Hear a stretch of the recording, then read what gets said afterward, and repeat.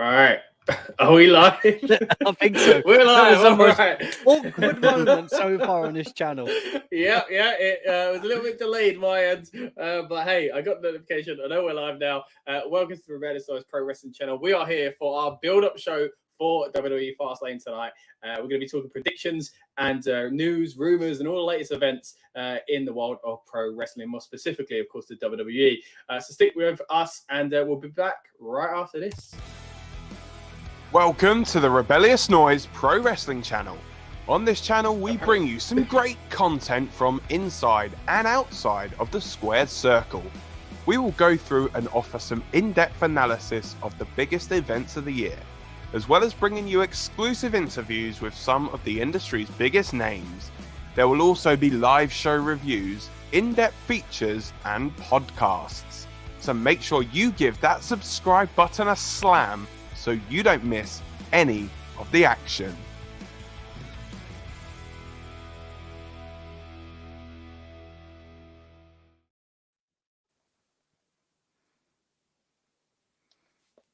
I can't hear you, pal.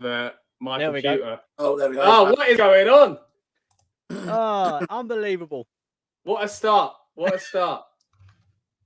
All right, but we are here, like I say, to talk pro wrestling and specifically talk, of course, Fastlane. It's coming up in a few hours' time. We're going to be with you predicting the show and kind of just going through some of the latest news and rumors surrounding it. And then, of course, trying to be a bit of a watch-along, essentially, for the pre-show. So we did our predictions the other day, and Lucas and Dan sent in their kind of thoughts as well. Myself and Rob were on the show itself. And I think as we went throughout the card, I started to get a little bit more excited about it. It feels like it's been a while since we've had a PLE. I'm not sure if that is actually the case, but we'll go match per match. 4 weeks, you know, just the average time. With that in mind, let's bring you up first of all, Lucas, because of course you did send in your predictions. But what's your overall kind of thoughts on the card and what you're expecting for tonight's show? It's quite an interesting one, really, because you know, it does feel a bit like they're obviously you know, waiting for obviously the bigger events next month. Obviously, they're back in Saudi Arabia for Crown Jewel, and they are obviously going to produce Survivor Series next month. And so it does feel like these are kind of stopgappy PLEs we've been getting the last couple of months. And I think what people have compared them to, and obviously particularly with everything that's going on in the bigger, wider world of wrestling, is obviously they are being compared to the AEW events. And those have been really, really big events the last year that we've had from AEW.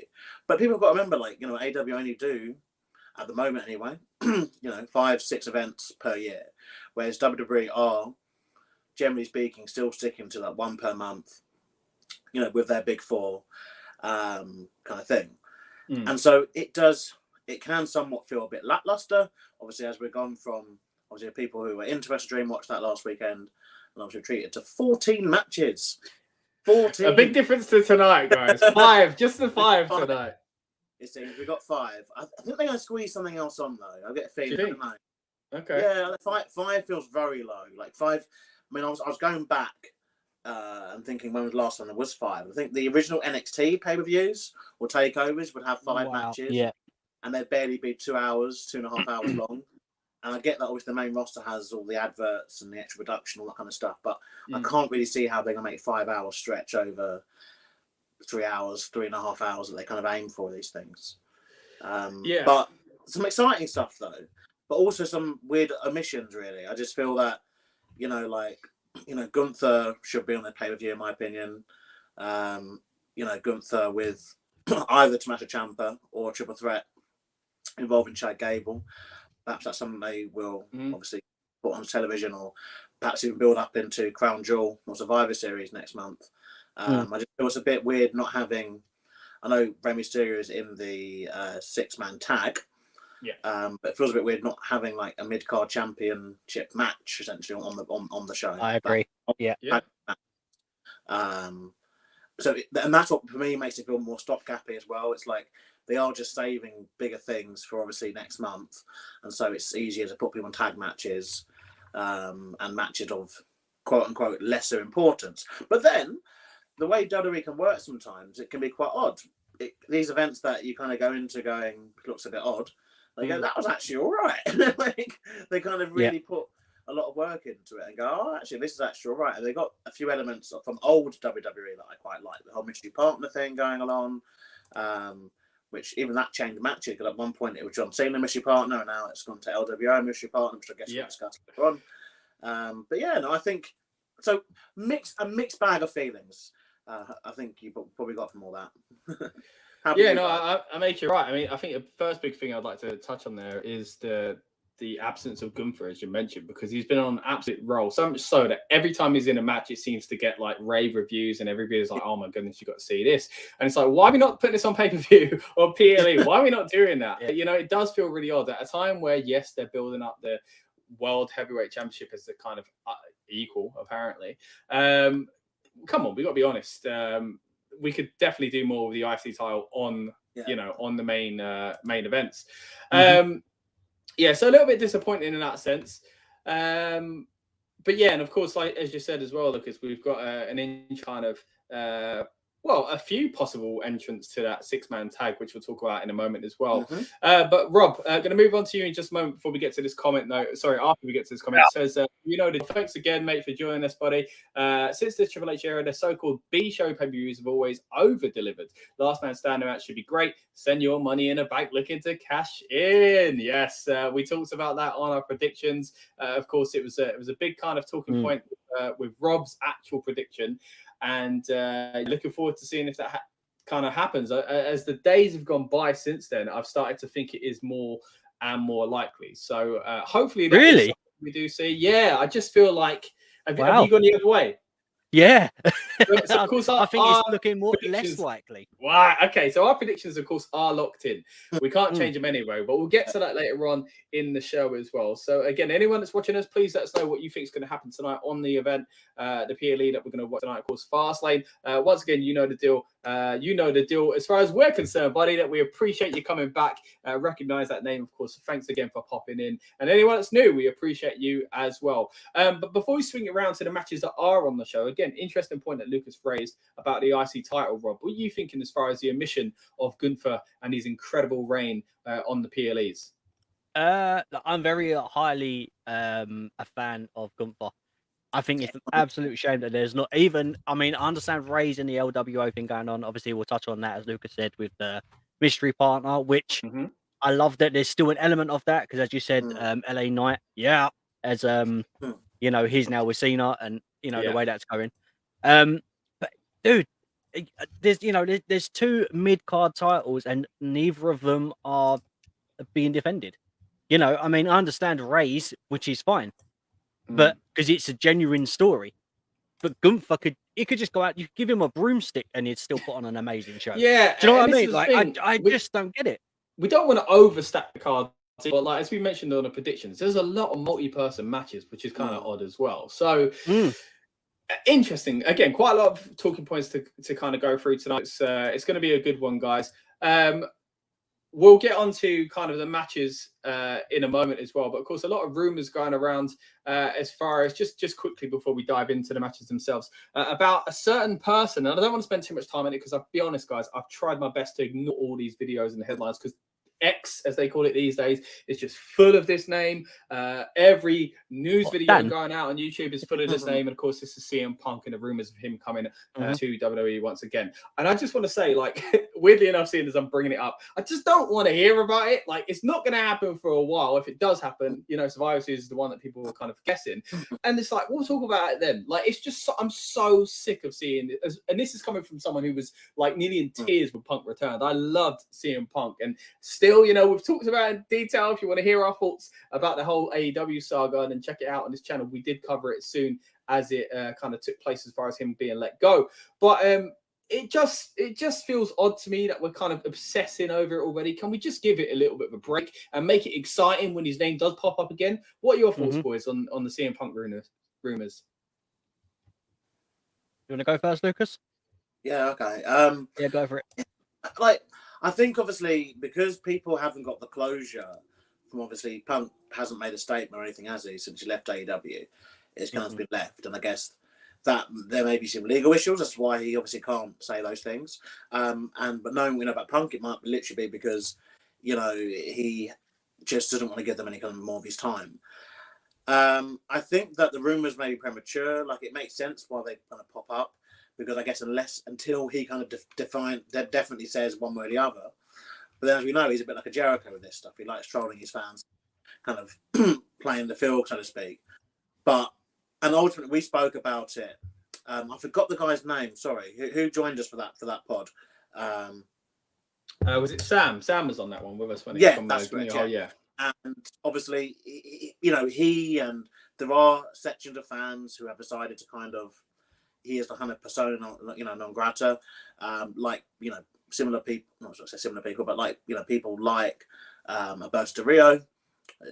People just feel that, like, obviously when wrestlers go past a certain line, whether personally or professionally or a bit of both, as it was in the case really of CM Punk, that the fans kind of go, right, we're done. And there is a section of fans that feel that way. But there's also that same section of fans, and I'm in that section of fans who, when we first lost CM Punk from WWE, we wanted him back in the company. And whether it was a year later, 5 years later, 10 years later, as it may turn out to be, very shortly, obviously, 10-year anniversary of Punk walking out will be. Wow, yeah. There is still that pot for his music that exists, and him being involved, and despite people within the company, seemingly feeling mixed about him, it's the case of WWE likes to put business first, and especially with their current merger, all that kind of stuff. In terms of fans at the moment, I think that obviously there's a lot of attention, a lot of focus, obviously on Edge, Adam Copeland going to AEW last week. And obviously Jade Cargill also being signed. So I think people are just getting into that there is that notion now where that door seems like it is kind of open both ways now. And I think obviously with WWE particularly, in my opinion, doing quite a good job of obviously how they're announcing these signings and treating them with a lot of respect and dignity. Harkening back, I'd say, to the original kind of NXT days. Like, think about when they hired, Prince Devitt, who became Finn Balor, and then obviously, was it Kenta? Hideo Itami. Hideo Itami. And all that kind of stuff. Samoa Joe, they treated them like they were stars. But then there's still that, they can't insult the fans, intelligence, and say that these people are debuting young prospects when, Samoa Joe stuff's, 10, 15 years in Impact and in Ring of Honor. In terms of Punk, I just think that, I'm kind of you, Scott, though. I think, is it going to happen on a B pay-per-view? No. Is it going to happen on TV? Maybe. Particularly, obviously, as they're talking out, they sorted out TV deals, but they still obviously wanted to, prove the network this is like the main show worth keeping. But the smarter option is for them to wait off the Survivor Series. Will it have this? And that's something which I guess you could argue it probably needs its own section or its own pod anyway, I guess. But I guess for me, it's a case of Survivor Series this year is the best possible time for him to return to WWE. And yes, it is kind of predictable, but sometimes you just got to give people what they want. That's what I think was so good about his AEW return. And, lightning can't often strike twice, but I guess the thing going for him is that it's two different companies and two different fan bases who will be able to see him return. But it is very much last chance saloon. I say that as someone who really likes Punk. I just think that ultimately this is it for him. It's a case of he returns a Survivor Series or within the next 6 months to WWE, or he never wrestled again because he's late 40s. He can't afford to sit at home being bitter, and companies aren't going to waste time. Especially AEW, it seems they moved on, and that doesn't think only thing they can do. Like, people aren't going to wait for him indefinitely, and are you really going to want to hire like a 50-year-old CM Punk? But no. But now's the time to try. Yeah, I make it right there. I think there is one big return left for CM Punk, possibly if he wants it, and if the kind of things align. I said I didn't really want to go into it, and here I've started this debate, but I think you're right, Lucas. We should probably have a kind of individual episode on this in the next few weeks or something like that. Quickly before we move on to the matches and bring in our special guest, Rob, what's your quick kind of 2 cents on the Punk matter and WWE rumors? Look, I love Punk. Obviously, the backstage politics, as much as we hear about it from dirt sheets and Twitter or X or whatever you want to call it now. Look, this is how I look at it. as a wrestler, I adore Punk. Phil Brooks, I don't know the guy. Do you know what I mean? Like, I don't know CM Punk, but I see CM Punk in the ring. I see him on the screen. I don't see the guy behind CM Punk. But look, if he returns, I'm really happy. I think, do you know what? I love the idea of. Be good to me. I love the idea of him coming back as Survivor Series, right? I'm not against that. However, the idea of Jade Cargill coming out of Survivor Series and having her big moment, if Punk returns after, for example, Jade, I don't want it to overshadow. You know, it's the same thing that happened with Asuka winning the Rumble and out come Ronda Rousey. It overshadowed that win, and I think there's enough time. So, do you know what? I'd be very happy with if Punk come out of Royal Rumble and come in at the number that he went out. So if he come in at 14, and then that was the last bit, then come back in at that thingy, that number, and then we go on to Mania. But I think if he does, lucky never went away. But I think if he does come back, then I think it's going to be like a Brock Lesnar-ish contract. It'll be for sporadic it has things. To be. I think for both sides. For both things. That way he keeps his head away, and then he comes back when he needs. It's a safer move. You know the deal says no way to CM Punk. Drama queen, injury prone, and his best in ring years are way behind him. Also says, as far as this show, have they announced the main event? If Last Man Standing goes on last, cash in is imminent. If not, I don't think it will happen. So we mentioned that a little bit earlier on, and we'll kind of dig into that as we go through match per match on this as well. Also, we've got, hold on, is this coming up? Apologies for this. I think I'm getting a few delays on my thing. Can you see the comment here? Ashley Ward, Life Changers Inc. Whoop, whoop. And also says, which I'm sure Lucas will back up here, DKW is the best place to go for training and entertainment. Check out DKW, of course, here in the UK. Plenty of shows coming up. I'm sure you can dig into there as well. Brilliant. Right. So going to quickly bring in our special guest of tonight as well. Again, a few delays on my end with the computer being a bit slow, but I think we've got him in. Say hello, everyone, to Mr. Andy Spores of Wrestling Royalty. Andy, how you doing? Hey guys, how's it going? If it isn't three of my favourite people on a talk along before a pay-per-view, premium. Hey, you're too kind. That's good coming from you. Thanks very much, Andy. We really appreciate it. All right, we'll kick you out now before you say anything controversial. How you feeling, mate? How you feeling about this show? Good, yeah. I was just listening to your chat about CM Punk, and I won't continue anymore. I'll just go straight into the Fastlane stuff. I did a bit of a chat last night with Sam from Gimme Hull. Yeah, it's a strange card, this one. 5 matches. And very tag team heavy as well is my kind of like big observation. Only one one-on-one match. I feel like maybe it's 1 or 2 matches light, but there's a lot of star power as well. So it's a bit of an interesting one. They've seemed to have loaded different matches with people like Cena and Cody and LA Knight and things like that. So interesting. But I'm a little bit worried about the 2 main tag matches being a bit too similar in storylines. Like they're doing the whole, can they coexist? It'd be interesting to see how they manage to make them their own thing. Very interesting, but strange. For me, Andy, it was also the fact that you've got the Uso in both matches. So it's still like you've got the same storyline going through both matches, and it's very much still feels like, you know, it is a bloodline kind of story because you've got Cody involved as well, and Cena, who's been involved previously. And it's a very odd card. But they can over-deliver this. They can over-deliver those sometimes. These wheels.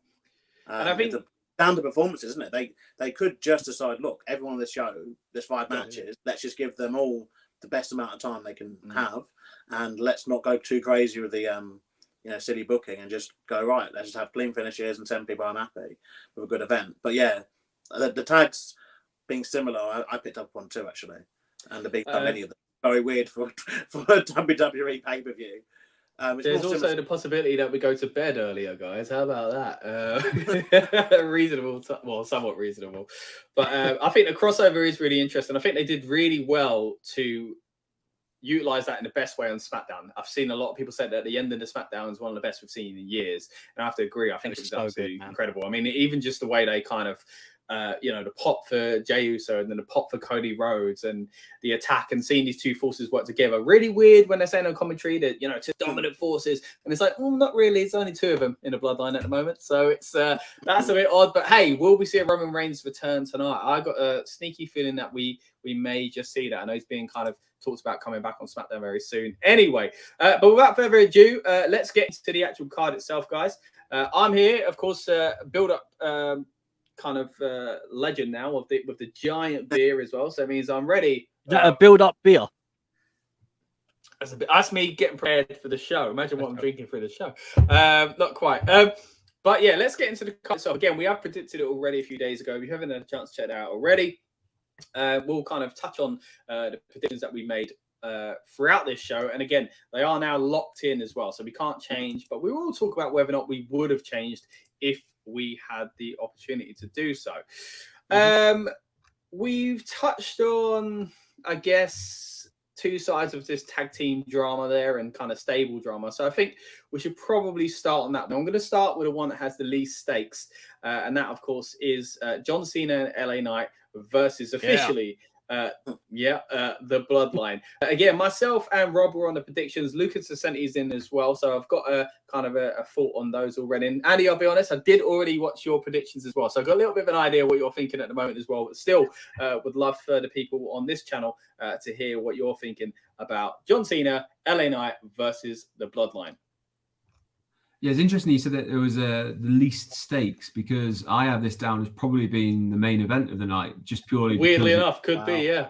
Yeah, it's Cena and LA Knight, and it's obviously LA Knight's on fire at the moment. I think I read that is it 3 or 4 months in a row top merch seller for the company, and John Cena obviously, like, I think this is his first premium live event that he's done since he's been back, like, properly.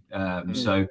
I would predict that it will close the show tonight. So yes, there's nothing on the line, but it's a cool one. I think it could lay the foundation for maybe an LA Knight versus Cena little feud for the last couple of weeks that Cena's around for. As you said, we could see a Roman Reigns return. Sam was talking to me last night, and I did agree. Roman has been gone for so long. It's a case of, like, does anyone actually, like, miss him at this moment? Because the product's thriving, it's doing really well, and it does come sometimes where you're just like, if he's not going to be around, just you've got to take the belt off him at some point, because it's getting a bit ludicrous at this point. But there's little intricacies that they dripped in throughout this as well. I really liked the bit yesterday where Heyman kind of pulled Solo off and said, actually, no, like, you come down and let them deal with it, and they're kind of treating it Solo as the sort of Roman at the moment. So really interesting that they've kind of got that, and we don't really know what the truth is with Jimmy going back into the Bloodline, and we've not had Jimmy stands next to Roman since he's kind of pushed himself back into the Bloodline. So there's a few things that are really cool, but it definitely feels like, what should we do with John Cena? Just throw him in against the Bloodline. And it doesn't feel that cohesive, but because of who's involved, they'll get away with it. So I'm not mad at it. I just kind of wish there was a little bit more behind it.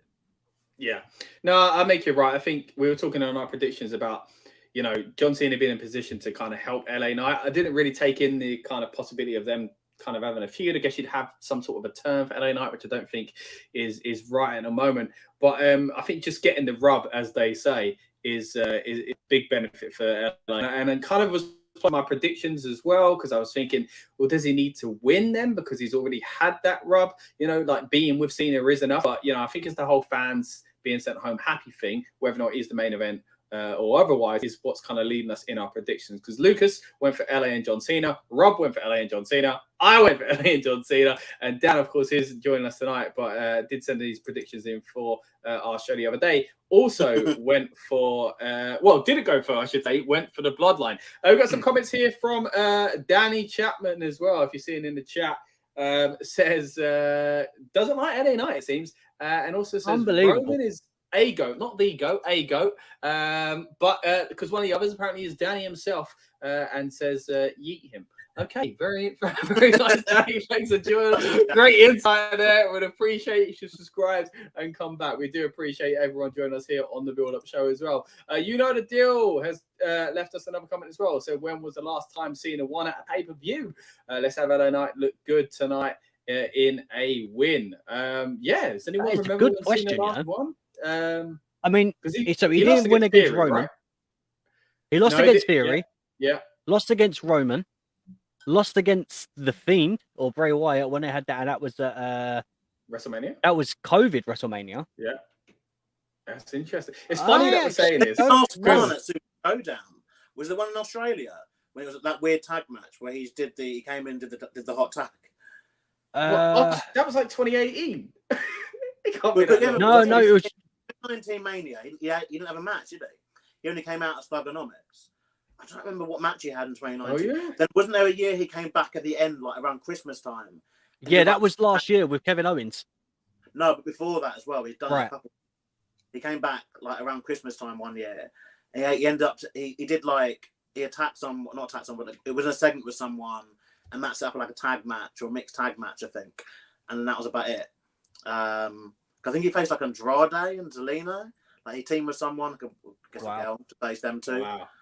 So my memory, like random things just pop in there. But I think, the last time he won was that far back. Because he wasn't on Mania in that year. Because the year where he came out just as Dr. Thugonomics. Because it was a big deal that weekend. Him and Taker not being part of WrestleMania. 35. Yeah, he should have faced Kurt Angle, but that's another pod for another day. But I'll get you the answer. I'm looking now. We're looking back on this and thinking, if you would have showed me footage of us 10 years ago, looking at us in the future, first of all, I'd say, who are these guys? But then I'd also say, well, John Cena hasn't won on pay-per-view. He always wins on pay-per-view. Andy, you look like you've done some investigating there. Have you got an update for us? There's a website and it says like it supposedly is all the premium live event matches he's had, and it's a lost to Theory, lost to Reigns, lost to the Fiend, and then if that is a complete thing, the last time he won was, and if this is even if you count it, was the Super Showdown in Australia where he tagged team with Lashley. It was 2018. Man, the elbow thing, that's like Jericho's rubbish one. Against Elias and Kevin Owens. The weak punch, wow. The thing is, I kind of think Cena has to win this, Like I think because as much it's weird saying this because obviously the company, and this is probably the right way to do it, but because the company does need to obviously position its younger talent. And it's so weird when people call LA Knight newer or younger because he's like 41. But anyway, it's fresh talent at least. Like fresh talent. So it's not always about the age. They always need to make sure the aura of their legends isn't getting kind of denigrated. And John Cena, like he's lost to so many people now, and people aren't of the mindset where he can win. He could win, and so we need to kind of bring that back. And something you said actually, Andy, in there made me think. I just realised what this card is. This card is basically a Saturday night's main event. Like the old, it is. It literally is a Saturday night main event. Feels like kind of in its entirety. If that's what they would do, or the Superstars of Wrestling way back before their Monday Raw, it would be these multi-person tag matches. They didn't have triple threats back then, fair enough. But it had, it would mainly be multi-person tag matches, singles matches with little or no stipulation / just like that could end easily in DQs or count-outs very easily. And that would be it because they understood their goal back then was to sell pay-per-views. And I guess their goal now is to, now that they've done the massive deal with the TV networks and obviously still got the network going, is to obviously sell people to next month to buy Crown Jewel and Survivor Series, where you'll see like big matches with the stakes. But in saying that, I'm with you, Andy, and thinking that this tag is actually quite important because it literally is the make or break of LA Knight, this entire match. Like, because the Bloodline's a Bloodline and they're going to go, even if like they completely like stink tonight, that storyline is going into its natural kind of conclusion because it involves Roman Reigns.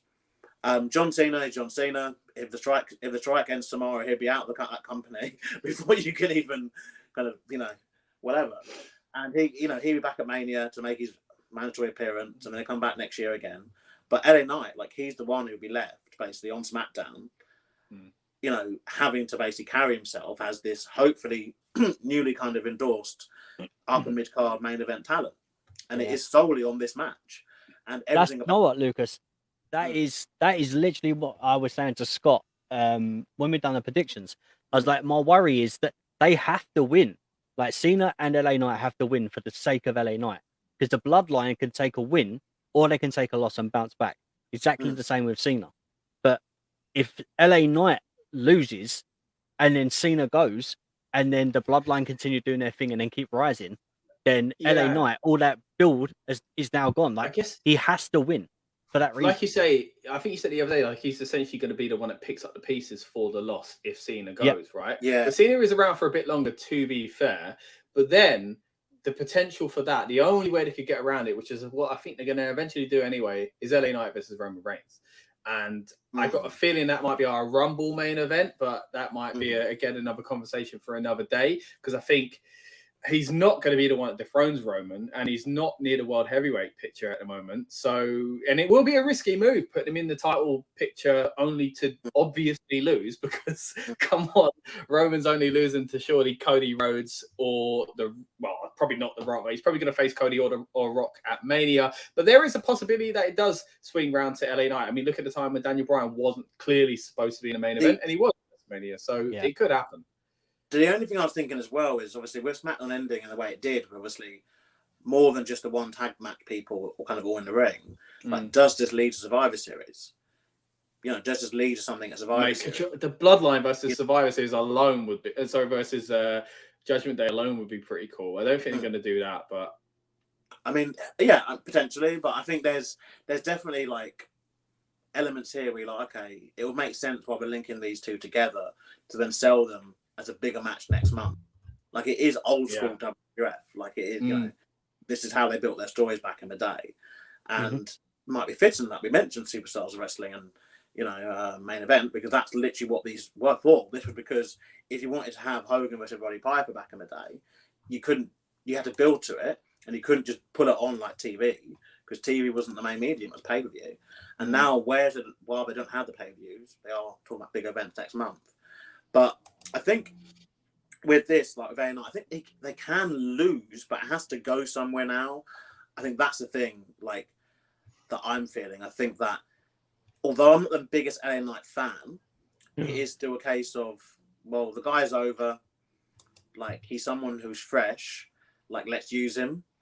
Yeah. But it's just like, it's not really going anywhere, like anything he's doing. And he's still not had like that defining moment or match. But outside of a catchphrase, like, he's not had like a stand-up match, you know, like all year.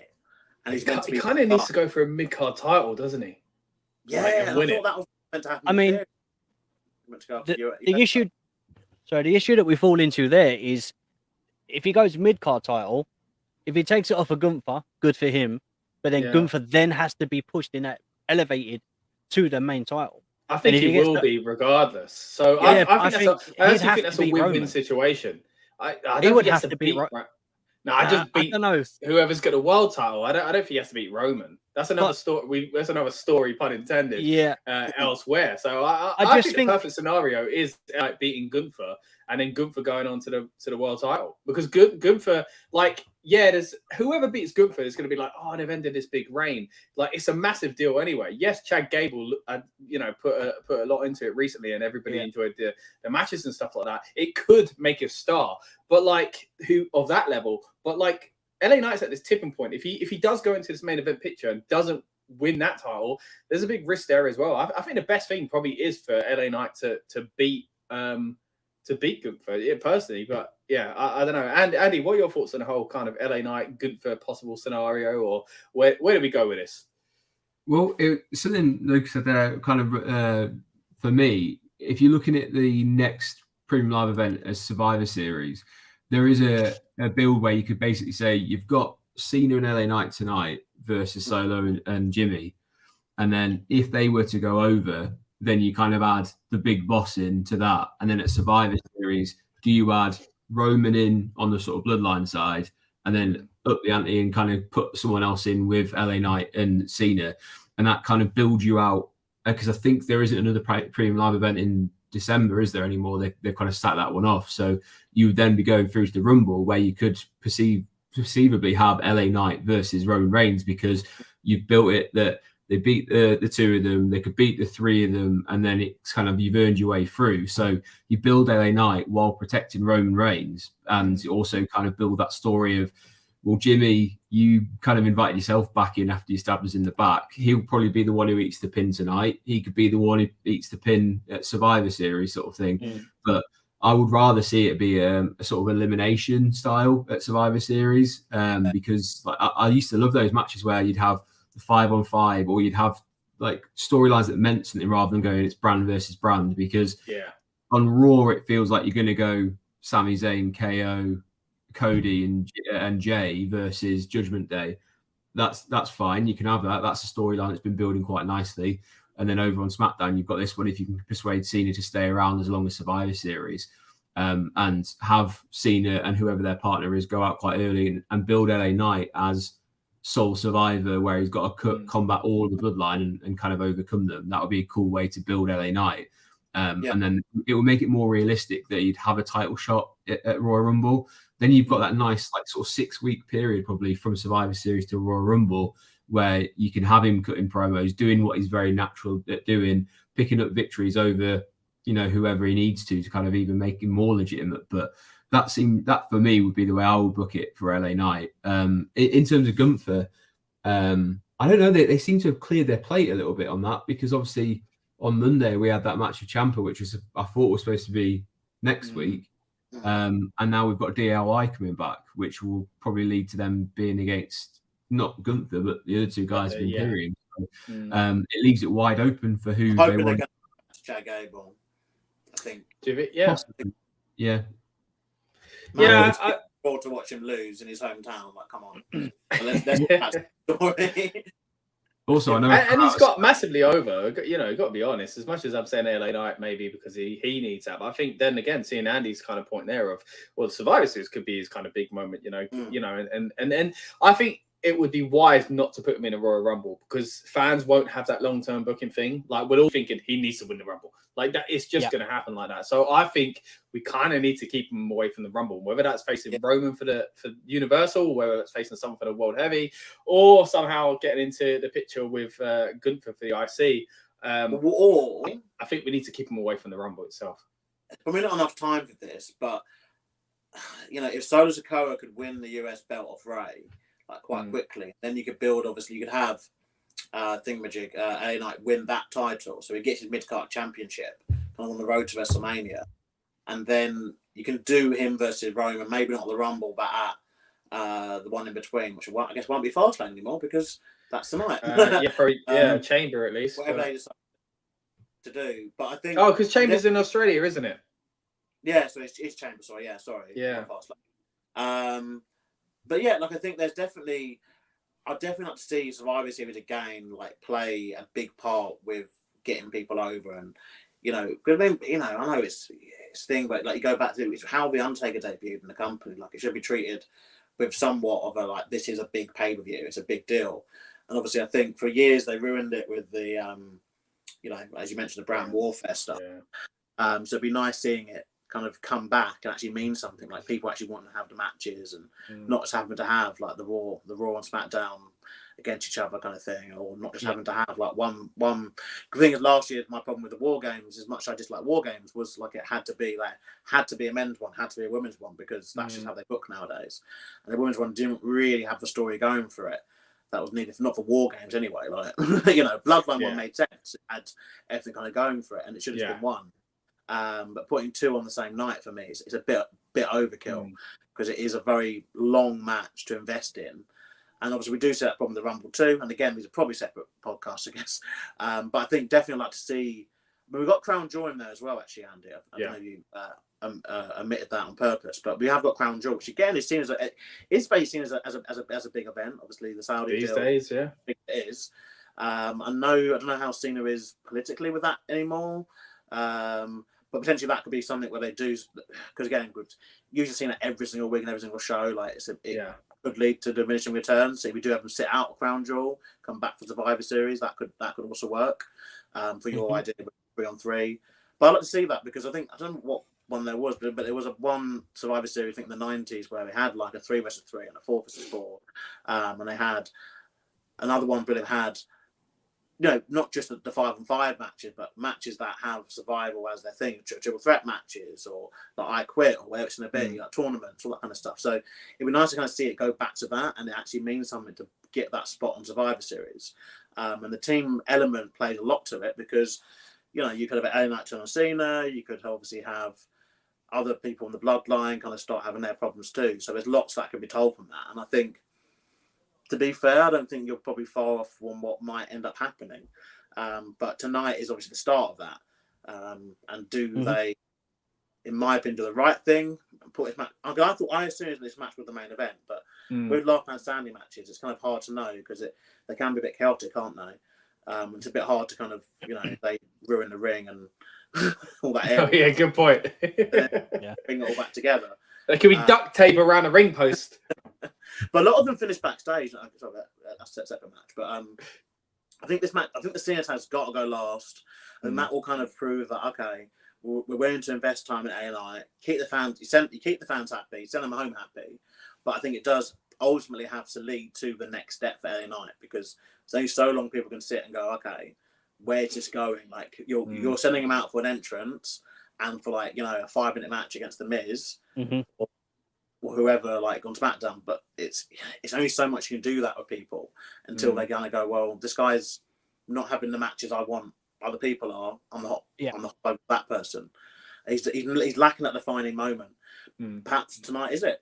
Perhaps tonight is it. And maybe he carries the match, and that's his thing. Everyone needs that thing. Even though it got released recently, but Dolph Ziggler had that Survivor Series. Fantastic, multiple times of the moment, even in the IC title feud with The Miz. Dolph Ziggler had his moments with those matches, and A-Line needs something to be like, this is my thing I've done, essentially, not just a catchphrase or an entrance. Yeah, exactly. Do you know what? Building off of what you said, if LA Knight is victorious tonight, and we were saying that they're going to move forwards, and they do go into the Survivor Series, even having him as the lone survivor. So, the Bloodline can basically, I'm assuming it would be the Bloodline or, I don't know, Judgment Day. I mean, would it be a case of they basically accumulate? I'm not saying they'd do an 8-man, but I mean, there's 4 guys from the Bloodline, and then there's technically 4. Yeah. So, I mean, I don't know if they'd do a 16-man. I mean, it's you're on the way to a Royal Rumble there, Rob. Bro, but I know, but I mean, because there's so many people now involved in these bloody feuds with the Bloodline and Judgment Day, and who's going where, and 1 minute there's more turns at the moment in a Big Show career, and I just don't know what's going on. But if they were to go that way, basically, my thing would be, regardless how many men it is, LA Knight has to be the solo person for at least 3 people, go through them, and then he's victorious at the end. But they need to make it as a big deal.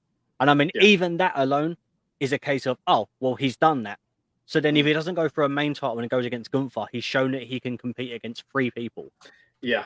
Do you know what I mean? He's flirted with that top scene without being sung and kind of, made to look bad. The deal says there are rumors of Cena heel turn to set up LA Knight versus Cena at Crown Jewel. There is 0% chance, it says, on that happening, in my opinion. Yeah, the deal. I wouldn't be against it. Know the deal. There's no way. That right, that'd be so good. Sailed. The closest thing we ever get to a Cena heel turn was him wearing the NWO shirt against Bray Wyatt. Robert Zen has joined us as well. Thank you very much, Robert, for joining us tonight as well. So it's really be cool to mess with Roman's head. Be cool if John Moxley comes back and takes on Roman, takes the belt. Just an idea. Probably never going to happen, but a good storyline. Yeah, that would be kind of cool. Yeah, I'm sure you're right. But yeah, it doesn't seem like it's going to happen anytime soon. But Robert, thank you so much for joining us as well. Just a few things to kind of touch on what Lucas mentioned a moment ago with the whole John Cena thing. I've heard somewhere, I don't know if it's 100% true, but apparently Cena is going to be at Crown Jewel, and that they've even announced it out there, because they've even announced the date. I think it's November the 5th, so we'll see tonight whether or not that comes true, and Cena's on the poster or something like that. Advert. But essentially, it looks like Cena is going to be involved with that. We've also got a comment here from Sludge Sports. Thank you so much for coming back, Sludge Sports. Appreciate you, mate, every time you're with us on these build-up shows and other streams here on the Rebellious Noise channel, Pro Wrestling channel as well. So, just to quickly mention, if you're new here, we are the Rebellious Noise Pro Wrestling channel, and we host these build-up shows. Not just this, plenty of other kind of wrestling content on this channel, of course, as well. Interviews with WWE superstars, predictions, reviews, and things like that. But these build-up shows are some of our favorite streams. We get kind of loose with it. We have giant beers and kind of shoot the breeze, as they say, to just kind of talk about what's going on in the WWE at the time as well. Some of our favorites from the past is, you never know what's going to go down, in the night of a PLE and the hours before it. Remember when WrestleMania got delayed and we were live kind of speculating what was going on? Samoa Joe was in a poncho. Remember day one, it got mentioned earlier on as far as December not getting a PLE. Remember when day one was on the 1st of January and it completely changed wrestling history, and we found out live there that the match had changed on the build-up show. So again, for those reasons, I absolutely love being on these shows, and I appreciate everyone that's joining us live or watches it on demand. I know that a lot of our kind of viewers tend to watch on demand because, again, we do go into these kind of deeper conversations that do kind of skirt away from the show itself as well, which is all fun and games as well. So I appreciate everyone that joins us, whether you're a guest like Andy or you are a returning viewer or a brand new subscriber. There's your hint, buddy. Press subscribe if you haven't already. So we've been talking about the John Cena LA Knight versus Bloodline match. Let's move into... Well, one for surprises. I mentioned just a moment ago how things can kind of change on kind of event nights and stuff like that. Let's talk about the exciting possibilities linked to the LWO tonight, guys, because the match itself was kind of originally not really fully confirmed anyway. We had the Street Profits, of course, and Bobby Lashley teaming up against some sort of variation of the LWO. We knew it would be Santos Escobar. We knew it would be Rey Mysterio, but who else would be in it? We had two more people in the graphic as far as men go. Well, it's looking like neither of them. Rey's made a few phone calls, and somebody is showing up tonight, surely. Now, is it just someone that happens to be a babyface, or is it someone that's Latino who's going to join the group, or is it someone that's Latino that has flirted with the group in the past as far as Bad Bunny, which I doubt, or the one that a lot of people are looking towards, Mr. Caribbean Cool himself, Carlito Colon. Now, I'm very excited at the prospect. There's been rumors for ages, as there was the first time around when he come back in the Royal Rumble, that he had signed a contract. That's a weird way to say contract. And sticking with the WWE going forwards. I love Carlito. The pop in Puerto Rico, yes, it was his home turf, but come on, I think we all have a soft spot for Carlito, judging by our age group. And I'm really excited at the possibility that Carlito is going to show up tonight. But at the same time, it feels a bit too obvious. So let's throw it around and see who else could be showing up. But we'll do a bit of a kind of two-sider here. Thoughts on Carlito? If not Carlito, who do you reckon it's going to be? Let's go first with Andy on this one. I did, however, I want to give you a really quick Cena fact. All for it. In your mind, the last time that John Cena won on a pay-per-view in America was all the way back on August 20th, 2017, against Baron Corbin at SummerSlam. That was the last time he won a pay-per-view in America. So that's a long time to go back, by the way. It feels... Corbin himself has gone for about 17 gimmicks since that point. So a lot has changed in WWE. Slush Sports says, are there only 5 matches? Yeah, there are only 5 at the moment. Lucas hinted earlier on that he thinks there could possibly be something else thrown onto the card. We'll see. Of course, we'll be here for the kickoff show to see if one of those get thrown onto it. Somehow we end up with 4 matches. But the whole LWO situation, Andy, and thank you again for that fact. Who do you think is showing up as their mystery partner tonight?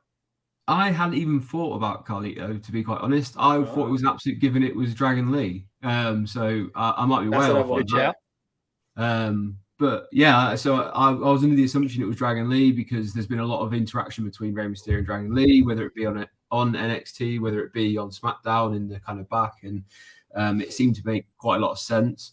But yeah, I was the same. I'm a bit confused as to what the makeup of this match was originally supposed to be.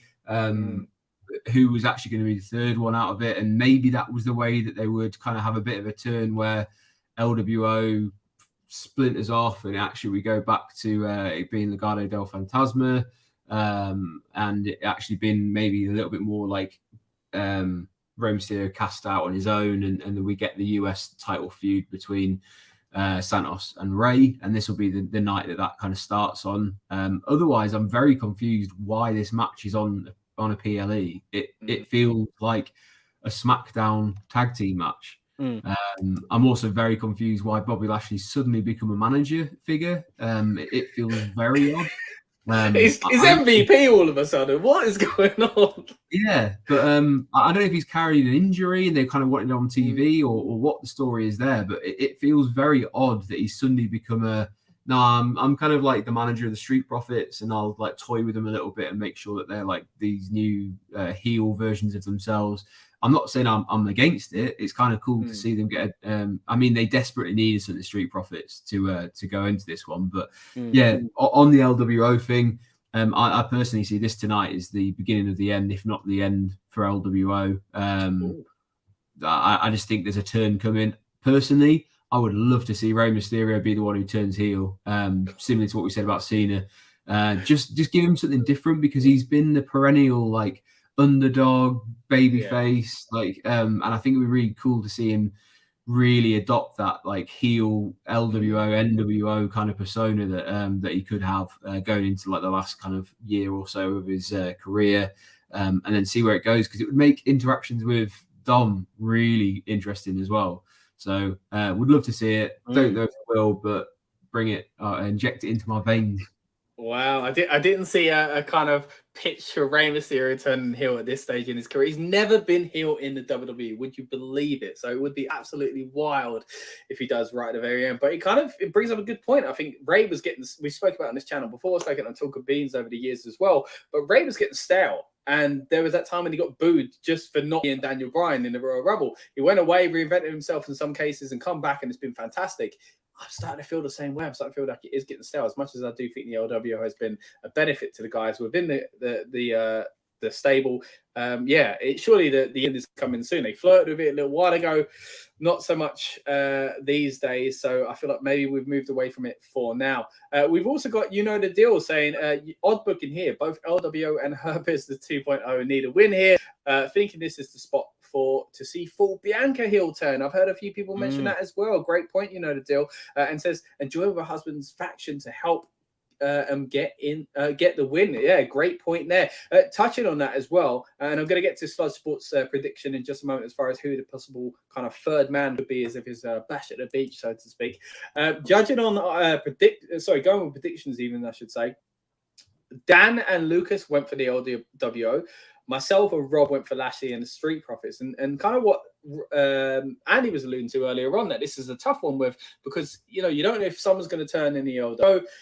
Now that we've got this kind of new possible member, I think, or new kind of Dragon Lee joining or something like that. I don't know if we should even scrap this, because usually we scrap predictions when, because we said on the predictions, I was like, doesn't matter who it is, they're the same. It now suddenly does matter, because if it's a big return like Carlito, then it does change the dynamic. So I think maybe we should scrap our predictions as far as this one goes, because it does potentially change the dynamics if we do get someone interested in showing up. Kind of strange times, because there were rumors a little while ago that this Street Profits Lashley thing could come to an end quickly. There were rumors a month or so ago that LWO could be disbanding as well. So we could definitely see it on either side, and we could see a new member, as the deal says there as well, as far as Bianca showing up, or a new member for the LWO. So it's literally at the end of this, both teams could be with us, or they could both be gone, or could one and the other. It's a really confusing. As much as it is definitely a kind of a SmackDown kind of middle of the card match, it's still, to be fair, it does have quite a lot of twists and turns that we could go down as well. Sludge Sports says mystery partner could be Angel Garza. That would be interesting as well, but it's going for the Street Profits as far as win on this one as well. Let's bring it round to you, Rob. What do you think, mate, as far as is it Carlito, is it Dragon Lee, are we getting breakups, are we getting twists, turns, and whatever else between the LWO and there's so much to like unravel just within this match itself. As you said, like, we've now got a mystery partner. Great, I'm all for a mystery partner. My thing is, if it is Carlito, surely they need to get the win because of that reason. However, Street Profits and Lashley are now building something, as the deal says, basically a Hurt Business 2.0. So what would be the point in starting another faction, building it, and then them eating a loss the first time? That it just doesn't work. The only way I believe that could work would be Lashley kind of dealing with them. Like, do you know how Roman is? And he's like, they're punished for that. But I can't see that. That just already, Yeah, like, what they're going to do? Stand in the ring and take lashings from him? With, do you know what I mean? Like, there's physically isn't anything they could do to really like make them heal. By the way, I don't know if you see it on SmackDown, but their double team move when oh my goodness, that was incredible, like unbelievable, like a great it was so good. Of that. I might have to retweet it on the Rebellious Noise Pro Wrestling Twitter, or X as we say, RN Pro Wrestling. Follow it if you can. If you have an account, I'm sure you do. Someone edited it with Sonic's rings flying out. Yeah, I see that. I see hilarious. But anyway, sorry. Just unbelievable. Mate. I can't wait to see that. Just more. But the idea of it's a great move. It's great, isn't it? But I don't know. I'm enjoying the Street Profits heel. Maybe I'm a minority here, but I'm liking this. They have to roll with the times. The Usos finally done it, and it looked great for them when they done it on SmackDown. We're now getting it again, but this time with the Street Profits. I just think it needs to happen. I don't think, to be honest, no matter who comes in for the LWO is going to implode. Like, it has to happen. At some stage, yeah. The idea of it being Ray, I'm down for, but will they do that? I don't know. My thoughts though would be, who's in the match so far? It's Ray and Santos. So I could see it being Santos. Santos could be the reason. They've kind of it looked like that's where they were going a little while ago with the whole US title and stuff like that as well. So yeah, it would be. I think the most obvious turn is Santos Escobar. A little while ago, we did, of course, interview him on this channel. So if you haven't already, check out our interview with the great man himself. I'm saying great man, but hours before he potentially turns heel. But he's a nice guy on this, and trust me, real lovely fella. And I know our friend Andy also interviewed him as well. So if you want to get more Santos Escobar, and trust me, comes across very well in both interviews and tells some really interesting stories. And I encourage you to, of course, check it out on our channel. Of course, check it out on Wrestling Royalty with Mr. Andy Spores as well. Lucas, what are your thoughts, mate? Possible turns. Who's showing up to help the LWO? Does the LWO disband? Does the Street Profits need a win? What's going on? I didn't know the Street Profits are heel, so okay. Yeah. I just thought that's still the same because they don't the same entrance and stuff, isn't it? Yeah, I reckon that they're either waiting for one more person to join, so there's 4 of them, and then the music will change, or they're just waiting for this moment to happen to solidify them as an actual stable. Like, it just seems like something's almost there. Yeah.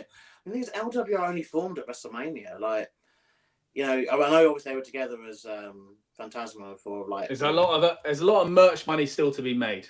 Yeah, I don't know. Yeah, I mean, I'm assuming they're selling it all right. Like, they've got a lot of merch and stuff. So, I mean, something the Rey Mysterio thing actually. Something that was mentioned when he wrestled for Defiant, What Culture Pro Wrestling, at the time, is they had actually asked him, or they'd asked him to be villain in a match, but he said that he had a deal with the toy manufacturers where he's not allowed to be a bad guy. Wow. Because he has percentage deal, I guess, for his licensing, for his obviously marketing and stuff. Obviously, he's been doing it for a long time, and that was the reason why he wasn't been on that tour. And I don't know if it's still something similar. Something Hogan had as well, written into his contract when he came back to the WWE in like 2002, was like he could never be a bad guy again. Like after obviously being an NWO, he was presented that him could only ever be a babyface in the company because of obviously deals he's got outside of the company. So I think.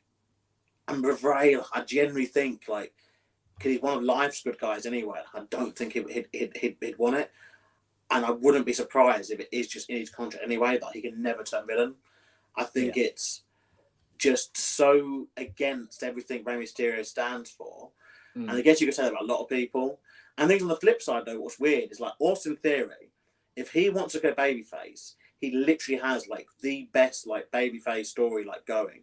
Like, I don't know how many people have seen stuff that he's done on the network. It was 24 about him, or a documentary, I saw bits and pieces when he talks about his upbringing. And if you listen to him, the reason why he's straight edge, because of his upbringing, very, very, very informative. But he's literally got all that going for him as a babyface, like if he wanted to. But obviously he portrays a bad guy, you know, on television. But I think Rey Mysterio, like I think it would just ruin the mystique like so much, ruin like the hero that he is to obviously a lot of people. I don't necessarily think that's what WWE are kind of in the business to do. I think if it was AEW, he'd have been villain already, you know, a few times over. But I think WWE are in that thing of like, I think he's, along with obviously John Cena, like just that babyface, it's just never going to happen, like ever. I mean, again, I might eat my words after tonight. But because of that, and because I think people are potentially overthinking it, I think it's just a normal tag match, normal 6-man tag. No one's turning. You know. What about surprises? Victor Nash says, "I spit in the face of people who don't want to be cool." Are we going to be seeing that tonight? I think so.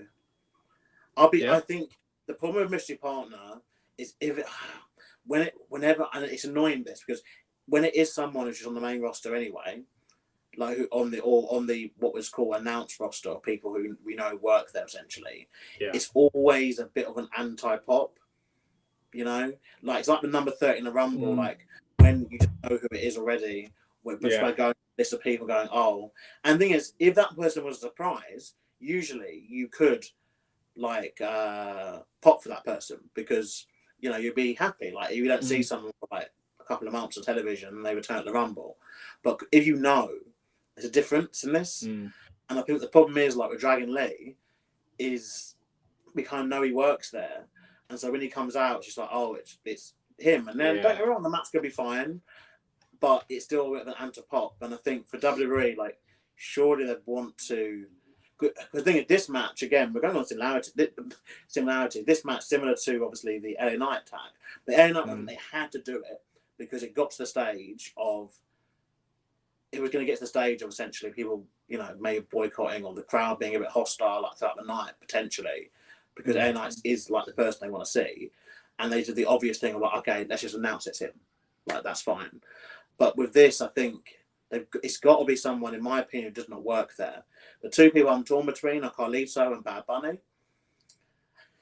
And it's weird, like, I kind of thought Bad Bunny was more likely until apparently Carlito is signed. Yeah, it's been a rumor for a while, so like he's got to show up at some point. That's the case. Like ages ago, but they've not had it. They've not had anything for him. I don't know how much this is true. Like again, it's so hard now with wrestling rumors and all this kind of stuff regarding contract, all this kind of stuff. But if Carlito is signed and Bad Bunny is not, that then makes me think it'd be Carlito. But if Carlito is not signed, like if obviously, if he's not signed, like I don't see the point. I don't see. Well, I guess Leslie maybe he did sign yesterday. I guess it's always. But if he's not signed basically before this match, then it's Bad Bunny. Yeah. So that's my thought, because at least they can bring back for like a one. A lot of planets would have to align for it to be Bad Bunny with like touring. I don't know really what he's doing at the moment or whatever else, but like that's the kind of thing. He's a big star because like as much as he ain't a big wrestling star, he's a big star outside of wrestling, and so you could still use the whole kind of really on a B show, but like he's also the big enough star that would go, hey guys, I'm free and my tour kind of hits the same city as yours the night before. Can I just like hang around and show up? It achieves the same purpose. It gets the pop that they need because it's still someone like big.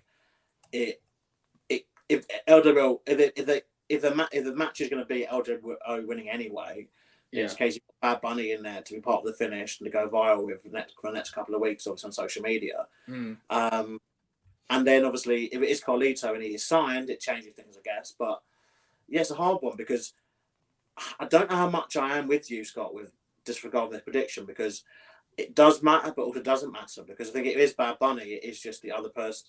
Like it's hard to know because without knowing, like, was the plan ever for for the match to go the other way round. But I think there was a reason why they never said who was going to be in it, though, because that was confusing the other day. Like, why were they both on the graphic? So I think they knew what they were going to do all along.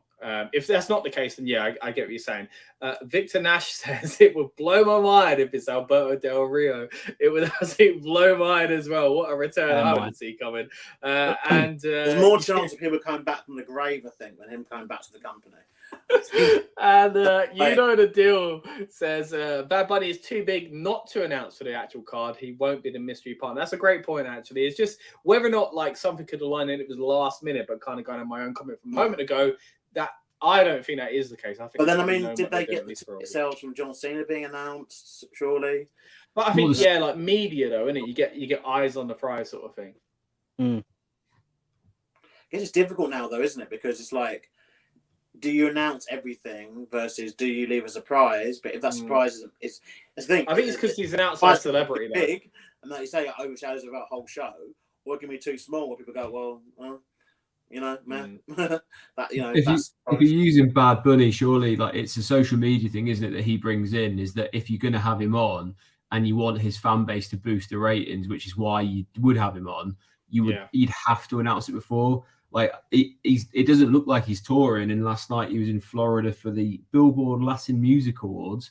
So I don't think he's touring. I can't see any evidence that he is. But for me, if you're utilizing Bad Bunny, surely it has to be a case of let's get his millions of fans in to watch his match. Otherwise, it feels a bit redundant to rely on social media highlights and stuff. But Andy, do you reckon something they could just announce on the pre-show though? That's the way, because how quickly people. I think that would downplay his stardom, you know. I really do, because the idea of we have this person, like there's a mystery partner, and then they go, well, it's Bad Bunny. One, it's now no longer a mystery because we know it, and two, if it was, for example, Carlito, you missed the pot. So I think it only works if literally on SmackDown, or day before SmackDown, he was like, "Hey guys, by the way, I'm free," and they were like, "Yeah, let's keep this secret. It'll be a great surprise." I don't think they plan it weeks in advance to be a mystery partner, as you know the deal. Well, that's what I'm getting at. And when this match changed to what it was, because again, while they both be on the graphic, I believe MVP's Victor Nash, Lashley and the Street Profits need MVP. I believe MVP's currently injured, and that's another reason why Omos has not been around the scene as well. He's injured. From what? Yeah. All right, I guess we get injured in real life as well, but exactly, be wrestling. But I believe that's the reason. And again, that might be the reason why LW win now, and then if they can bring MVP or Omos, or just put Cedric Alexander in as well. Just put him out of his misery of having to just be like the raw. Man, what a shame. I mean, that's it. If someone beats Cedric Alexander, it's like the guy's far too talented to be doing that. Just either let his contract expire so he can go elsewhere, or use him for the actual talent that he is. Because again, it seems like it's a million lifetimes ago when Triple H walked out and raised that guy's hand at the end of a 205 live match, or the Cruiserweight tournament match, I think it was, and basically endorsed him and said, and basically in as much as words, not in words but in looks, it said this guy is someone to pay attention to. And now he's literally just filling up your main event in terms of main event the show, not the actual main event, which that show has never been, of course. You made a great point. I mean, of course, we touched on the Shelton Benjamin departure a little while ago. If you haven't already, guys, check out our stream where we talked about kind of the sadness of some of these people let it go, but also talking about their career highlights and where we'd like to see them go in the future, what we think could be kind of, the place that they might show up as well. But there's always going to be these comparisons with the with the Hurt Business, the joke earlier on, Hurt Business 2.0, and that's it. We kind of, it is there. They could have easily brought back, and they flirted with it, about a year or so ago? They could have easily done it. There was no reason to end the Hurt Business and not bring it back. There's just one of the kind of, in the past few years, one of the biggest mistakes, in my opinion, was not capitalizing fully on the Hurt Business, especially when the fans came back to arenas and stadiums as well. So real shame. Real quick, before we move on to the next thing. So if it was Dragon Lee, as Andy was saying, do you know what I would absolutely love if it was Dragon Lee, Bray, and then Santos come out and they all had their masks on? Because he came in as you said in the interview that you done with him about the mask, not wearing a mask again, and things like that. So doing that actual homage and then being, given a mask and coming out stuff, I think it would be such a good moment, just for them and LWO. So even if you do disband them, they end on a big moment there, obviously, like with the luchador like culture. So it'd be a nice little pop there. Speaking of mask, yeah, of course, but lucha's got to look out for other luchas, of course. Exactly, man. Let's move on to the women's division, because I want to touch on this comment here, and we touched on it in our predictions as well. Sludgeport says, do you think Jade Cargill will debut? And Victor Nash also says Jade should have been the NXT Women's Breakout Tournament, I guess, winner and stuff. Now, Jade Cargill is an interesting one. We'll kind of briefly touch on this because I think we'll talk about the match overall. Now, when we did the predictions the other day, I was saying that this would be a great opportunity. Rob talked me round for kind of the same idea that we were kind of flowing with, but being something that happens at Survivor Series because it's a bigger stage for a sort of thing, and kind of leaving off on it. There's always going to be this kind of argument about, don't announce things in advance, just kind of make it a surprise, which I'm always going to go for, because one of my favorite things in wrestling is that surprise. But at the same time, they did, to be fair, position her as a megastar on Twitter. Just that clip of her walking into the performance center was alone to make people go, man, the presenter is a star, it's a big deal, and all this kind of stuff. And then the media call she went on just after it as well. But yeah, I'm first of all very excited to see her show up in WWE. It could be in many different ways depending on how WWE want to book her and how they actually see her, because we've got to be honest, guys, she has not been in the business for very long. There is a scenario where they stick her in NXT. There's another scenario where they put her at the main event level straight away. So it'd be interesting to see how she is presented. Of course, presented very well in her kind of final AEW days, as far as kind of, this incredible run that she did on with the TBS title as well. But there is a scenario that she does come out tonight. She does kind of either interfere or just simply stand off against someone. The idea that Rob had was Charlotte Flair. And I know there's always these things about Charlotte Flair again with another title. Well, Rob's argument was that she could kind of get this next reign, whether that is equal in 16, we weren't quite sure, or it was kind of getting towards it. But either way, who poo-poos it straight away is Jade Cargill showing up and becoming the bigger deal. And we talked earlier on about the possibility of kind of, shining over someone else as a compliment. We talked about Asuka and Ronda Rousey and that kind of situation there. Well, this is an example where it would be good, because people go, oh, Flair's champion again. Well, Jade Cargill's here to kind of fix that situation, and it will 100% present her as a massive star. I think she coming in against someone like that, I think it's got to be against Becky, Bianca. Bailey's not doing much at the moment, let's be honest. But Charlotte Flair could easily be kind of put into that position as well. So I think that would be great. But you kind of took me around to it being Survivor Series. But I think tonight, if Charlotte's going to win, Jade Cargill has to show up, in my opinion. Go back to you, Rob. Which side am I? Because you were the one that was talking about this the other day. So we'll go with you first of all. Look, just as we were saying, that certain stars are built and born from the idea of being Survivor Series. I mean, The Rock was one of them. Undertaker's another. I mean, just those two alone, it says how good of a debut or a debut can become, depending on with star power and things like that. So I just think, and Jade has a name. It's not like back in the day when no one knew she was, she was big on the territories, but no one knew she was in WWE. We know who she is, and we know her lengthy reign. Presented very well. Yeah, okay, maybe she might be still a bit green. Obviously, Lucas, you could have your opinion on that, obviously, because you do wrestling and you train and stuff like that. So there's things you'll pick up on that general people wouldn't see. But she's portrayed in a way where the greenness, I guess, wouldn't overshadow kind of her achievement of appearing. But the idea of her turning up at Survivor Series after Charlotte Flair wins it, to me, is such a big deal, because I think there's that pop of, she's here, stares down Charlotte, and then the fans just go absolutely bananas. It just makes sense to me, because her coming out, because originally I said for Fastlane, but Scott and I can't remember who else it was, someone in the comments, if they're here watching, let us know it was you. But yeah, you kind of said, Fastlane on a B show, would it happen?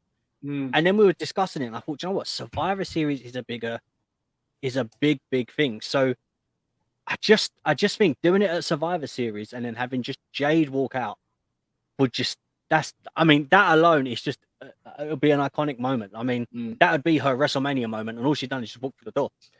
You know? Yeah, I mean, when someone sides like Jade, like I want them to show up straight away, you know, like. But I guess what they could do is like they made the big announcement, and then she kind of, you know, it dies down a little bit, and then the surprise is back there, sort of thing, you know.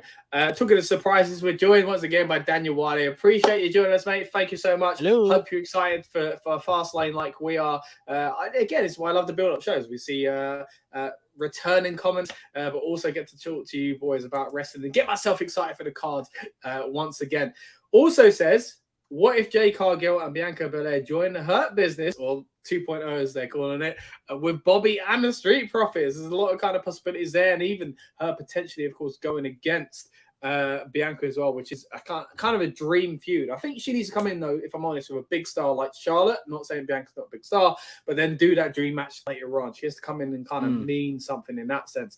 But Victor Nash says Jade might not debut until the Royal Rumble. That's a possibility.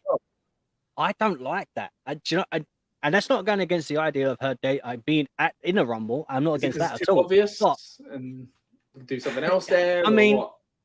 I always look. I think certain people can appear in the Rumble, and it's a big deal. But certain people then can't be announced that they're being signed to WWE, and then go into the Rumble. Like AJ Styles. There we go. AJ Styles was absolutely perfect for what I'm talking about, because no one knew he was the hottest free agent in 2016. I think it was. That was a year, right? 15, yeah, something like that. 2014. I may be wrong. 15, 16. Yeah. So around that time. So it was the hottest. It's like Christmas. How do you say what or New Year's it is? Because it goes into the New Year. It's really confusing. Exactly. Messes with your mind. Royal Rumble's the same.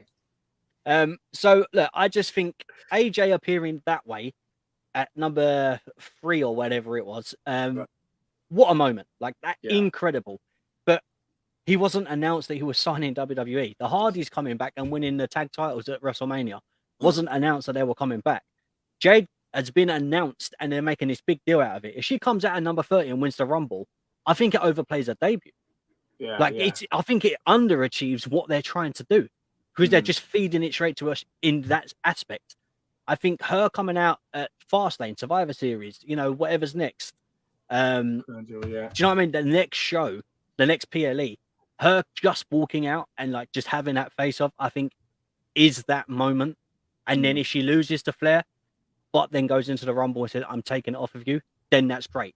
But they have to put her in at number 1 so she can prove herself. It has to be, they want to make her look like something, they have to do it like that. Yeah, I mean, as they say, you know, you're gonna get one opportunity of making a first impression, so it is important, and I do think I'm with you, Rob. I think a Royal Rumble thing, if you've already signed, that's not the place to do it. Is it tonight? Is it Fastlane? Is it Crown Jewel? Is it Survivor Series? For me personally, I think the best way to do it is the Charlotte Flair scenario. Sorry, Andy, what are you thinking, mate? When do you reckon it will be? How do you think it will kind of present itself on TV? Well, as you've said, they made such a big deal about her being signed, and you know, like the social media, they had ESPN were the ones who kind of announced it. They had the interview with ESPN as the first one as well. It would be odd to stretch that to Royal Rumble, and you'd run the risk of it being similar to I completely forgot his name. The guy who was in, I think Gable Stevenson, is it? Oh yeah. The big guy. Where he was announced as being part of the draft, and then he's now sporadically on NXT, and he's still kind of involved in his Olympian stuff or actual like amateur wrestling. So, and people were a bit like, well, they made a big deal about him being signed to Raw, and then he never appeared, and it kind of makes it a bit odd. For me, I think I would like to see her in a sort of NXT way, sat ringside for the women's match, and just really focus in that she's there and make a big deal, drip feed that she's there, because it also kind of goes into this whole mystique and prestige that WWE are building around her being signed and being a big deal. Why is she ringside? Who is she? I want to know a little bit more. And you kind of have her there. Don't make that big a deal about it. You know she's there, and you can have her kind of stare down each different person throughout the match, might kind of go next to her, but don't have her get involved. It seems the more logical ploy, because I'll be the first to admit I don't really know that much about her, so I had to call the guys from Give Me a Hole Yeah to come on my channel and give me a bit of a lowdown on who is Jade Cargill, like what should we expect, etc. And then everything I've read and everything those guys said is looks wise, as in like she looks a superstar, but still green in the ring. Well, if she's still a little bit green in the ring, how do you hide those kind of deficiencies? We put her in against one of the greatest women of all time, whether you like her or not. That is Charlotte Flair. It seems to be best play would be put her in with a pro, have her go to the performance center, have Charlotte Flair being a bit of a mentor in back, in the back, but when it comes out there, put her against a legend, because you want to build her as this big thing. Put her against Charlotte, because if Charlotte's not in a title match or she's not in something that means something, she suddenly becomes irrelevant. So this is the best way for both of them to really kind of get their teeth into something for a little while. And I would like to see that happen. Unfortunately, though, what's happened here is exactly what I was fearing. This is a match where really Iyo Sky has to have a massive match, because her title reign has been completely overshadowed and is diving, is bottoming out already. If she doesn't win tonight, it's over for her, like before it's even begun. So for me, she needs to come out on top. It needs to be a decent win, even if it's a case of like we're building up for Bayley doing something with her. But for the love of God, give us something where Iyo gets her teeth into it, because she's fantastic. If anyone who's seen her in NXT, she deserves it, and she can prove it as well. So I feel like she's being overshadowed, but I hope she picks up the win tonight. Yeah, 100%. I think you raised some great points there as far as the presentation of kind of drip feeding us the Jade Cargill situation, kind of skirting around some of the things. Like, again, she, it's not an insult. She, I think she'd admit she ain't been around the rest of the ring for too many years. So it is the way it is, but she has massively exceeded as far as her star kind of power and presentation. So they kind of need to play it wisely. And I think WWE are usually pretty good at doing that. So it'd be interesting to see how that goes as well. Going to get to a few of these comments just here. Daniel Wiley. Oh no, sorry, we had that one already from Daniel Wiley, but hey, I still bring up your comment once again. We go with the Deal. He says Flair is sadly winning tonight. Asuka is booked for NXT Tuesday. Interesting little point there. So she's got no chance, and unfortunately, Champ's run has been really underutilized. Yeah, great point. As Andy kind of mentioned there, Iyo does need this, and that was my original kind of prediction for this. Let's go to our predictions. Lucas went for Charlotte. Rob, Dan, and myself went for Iyo, because again, that kind of, like Andy says, she needs it. If they're not doing that situation with Jade at the moment, then I think it needs to stay on Iyo. If they are doing that, then hey, I guess Charlotte is the person for that storyline. So it depends when they bring in Jade Cargill. If it's that Survivor, what I would personally prefer is Iyo gets her kind of moment tonight and continues that reign, and the Charlotte Jade thing happens later down the line. I think that's a perfect scenario all round. Daniel Wiley says, how are you guys? I think I speak for all of us, and I say we're doing good, man. Yeah, thanks for joining us here tonight, and really appreciate every time you show up on one of our streams, buddy. And a newcomer tonight, just because I don't recognize the name, is Victor Nash. We've had a few great comments from Victor already tonight, saying, quick question, do you guys think after SmackDown last night on SmackDown, do you think they're setting things up for War Games at Survivor Series? So we kind of touched on this earlier on, that it does look like they could possibly go, towards the Survivor Series booking already with the Bloodline, the Judgment Day, LA Knight, John Cena. There's many different ways. It could be two separate kind of 5-on-5 matches. It could be, as Lucas said, they could be bringing back the 3-on-3s, the 4-on-4s. Whether or not we go with War Games, I'm not sure. I like War Games, and it does kind of fit Survivor Series. I'm one of those people that I think we can get two things here. And same argument I made about WrestleMania. Yes, I'd love to have it in London, but let's be honest, you could do a big London show and WrestleMania. That's more money for WWE. So I'm in the boat of separating two, even though I think they do kind of fit with both each other. Both of them are spectacle, man.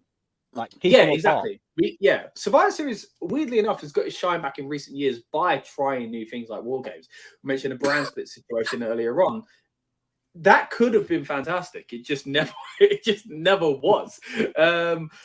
We've also got a continuation here of the Jade Cargill talk, saying Jade might just debut at NXT Halloween Havoc and challenge Becky Lynch. I mean, yes, that's another great example of kind of someone that can kind of help you get to that next level. I think seeing Jay go to NXT will kind of weird, but if she's going after Becky, that's kind of a good way to do it, right? That's a good kind of, hey, yeah, she's on NXT, but she's going after the great Becky Lynch.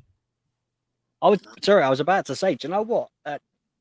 I would love that because, okay, she's green. We're not against that. I think she admits this, as you said, she hasn't been in the wrestling business that long. What she's done so far, sneak her into NXT, isn't it? It's a way to get.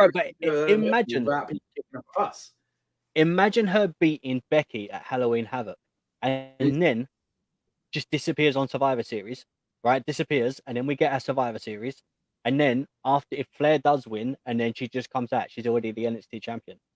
She just literally stands there. You know how we got the Cena CM Punk thing, or Kevin Owens and John Cena. Yeah. When Cena was the US, was it the US? And then Owens was NXT champion at the time. Yeah. And putting a stamp on, this is the title that's important. So not downgrading the women's title because the NXT won. So we could kind of build it in that way. Because Charlotte went down to NXT, and I mean, was it Rumble against Rhea Ripley? Yeah. They're doing a lot of this cross thing at the moment, especially around this Tuesday show, which might even get a little bit later on. It's absolutely wild the way they're booking that. But yeah, I think it's an interesting way to bring her in. Go on, Andy. Just to kibosh that. I'm pretty sure is it not Lyra Valkyria is facing the winner of Becky Lynch versus Tegan Knox. Oh, no, it's already booked. Halloween Havoc. Yeah. They had a triple threat match between Indy Hartwell, Roxanne Perez, and Lyra Valkyria, and whoever won that was going to face Becky Lynch, and then Tegan Knox came out and said, "You've got to go through me first to Becky," which I think is happening on Raw this week. And then whoever wins that goes on to the first night of Halloween Havoc. It's not to say it couldn't happen, but maybe later then. Maybe after that storyline is done with. It depends how long Becky is sticking around on NXT. I mean, it's the Wild West at the moment. You know, showing up at NXT it's a very strange time. Lucas, what are your thoughts, mate, overall on the Jade Cargill kind of possible appearance, whether it's tonight, whether it's Survivor Series, whether it's against Becky, whether it's against Charlotte? What are you thinking, mate? See, I disagree with everything everyone said. Wow! Wow! Get that straight. I think Jade has got a debut tonight and win the title. I think it's got to happen. What? How? Win the title tonight? Yeah. I think either she gets inserted into the three-way to make it a four when she wins, or Charlotte wins and then she beats her straight away. Literally, her reign as TBS champion ended in that same way, didn't it? Bloody Chris Daniels came and she wanted to come back to the business. She lost in like 2 minutes. She literally bookend it and have a WWE debut with the same bloody thing. Because the thing is, as much as this is a bit of a wild card thing, it's still just like, I think, in terms of the bigger picture, Jade Cargill is an integral signing for the company because it showcased that they were happy to forego Edge, Adam Copeland, going to AEW, and I know they're not related, but they happen around the same time.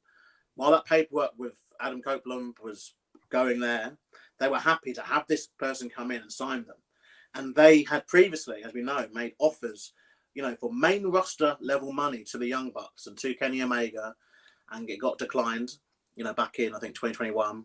And obviously they've now signed with AEW through to, I think, 2050, it seems.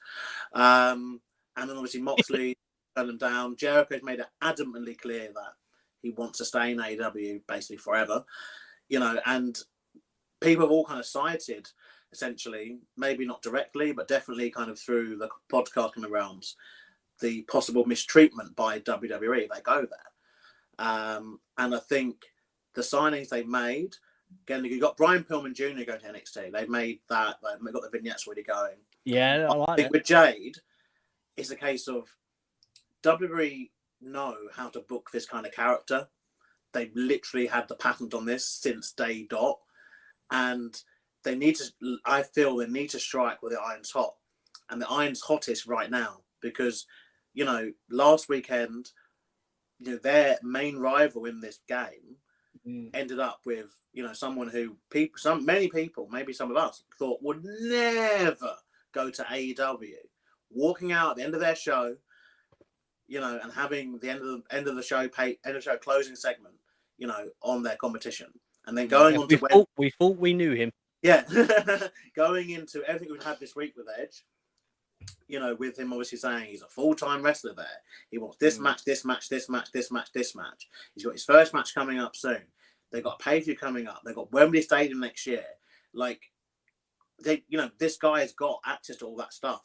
And I think WWE will be stupid to sit on this with Jade Cargill for so long and then just go, oh, she's going to debut on NXT. Oh, she's going to debut on Raw against, again, no offense to any of these people, but, you know, people like, I'm thinking about people that all got released, like a Tegan Knox. Like Tegan Knox, for example. Just for that reason. And Talia. No one wants to focus on Talia anymore. Like, you know, no one's invested.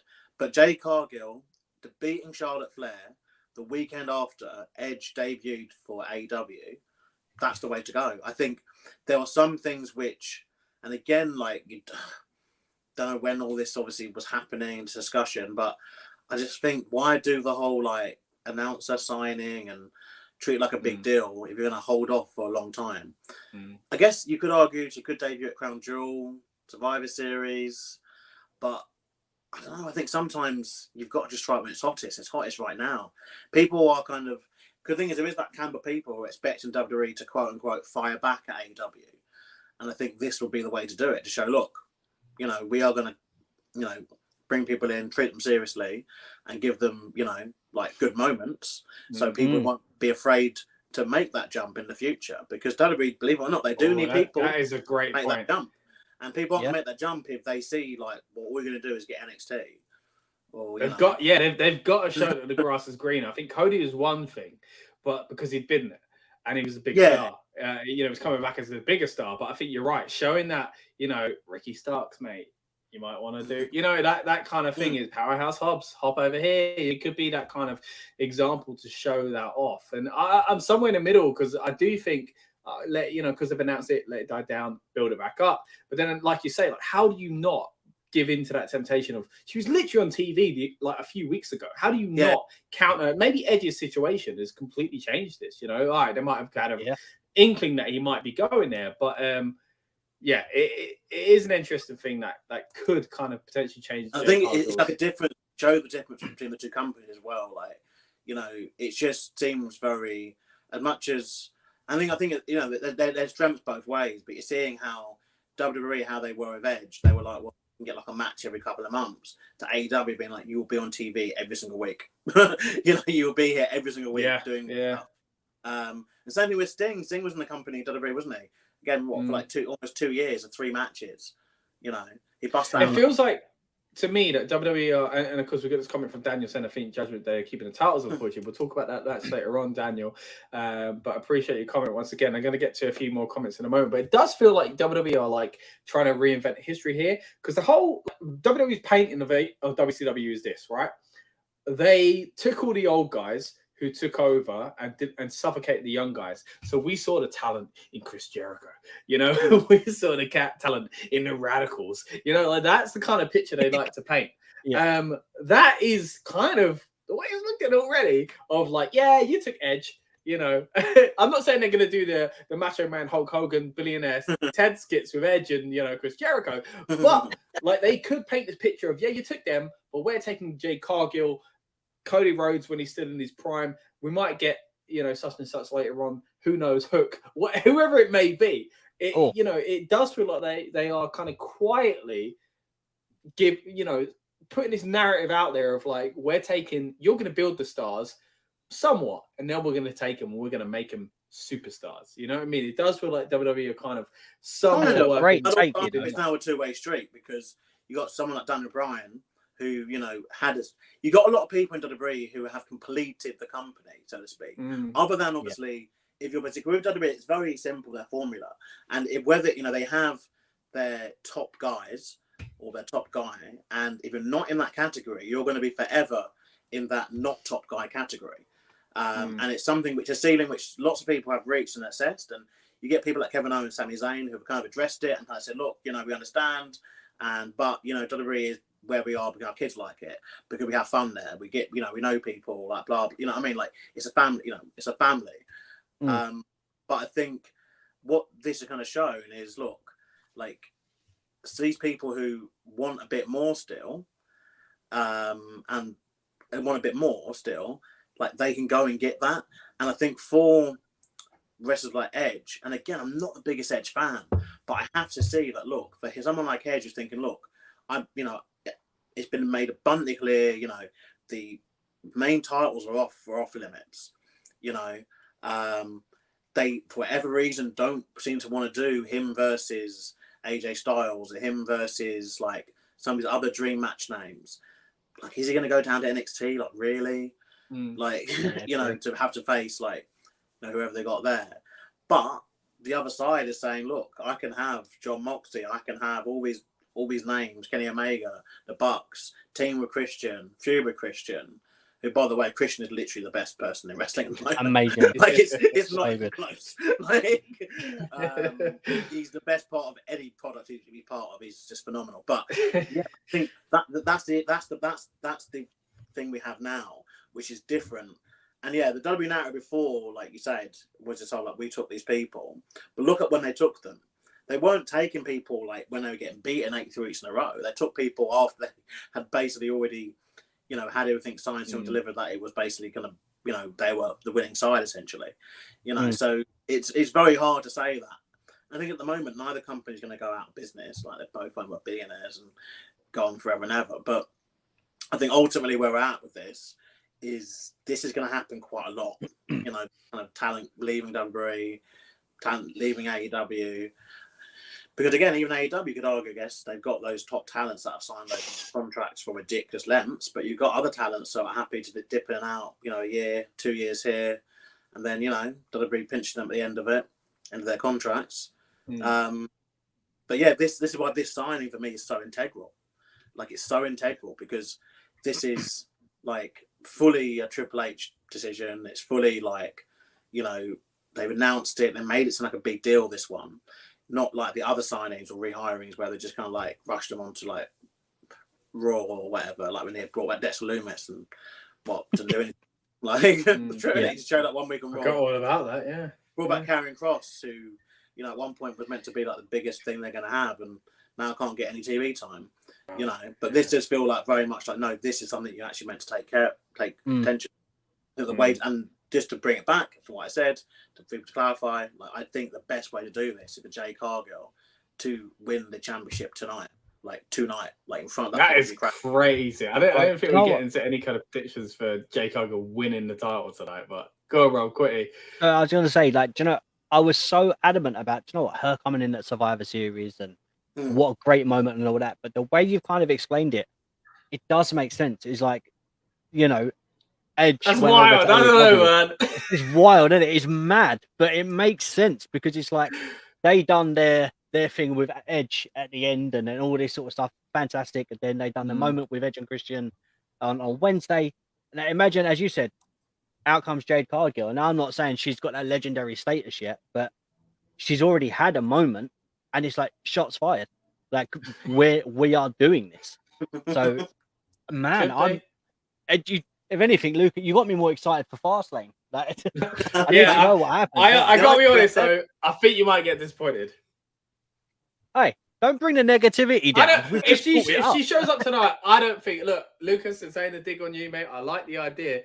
I don't think that's happening. I think she could show up tonight, but even that, I feel is somewhat unlikely. I think it's Survivor Series and maybe Charlotte, or maybe the NXT route, as was mentioned earlier on as well.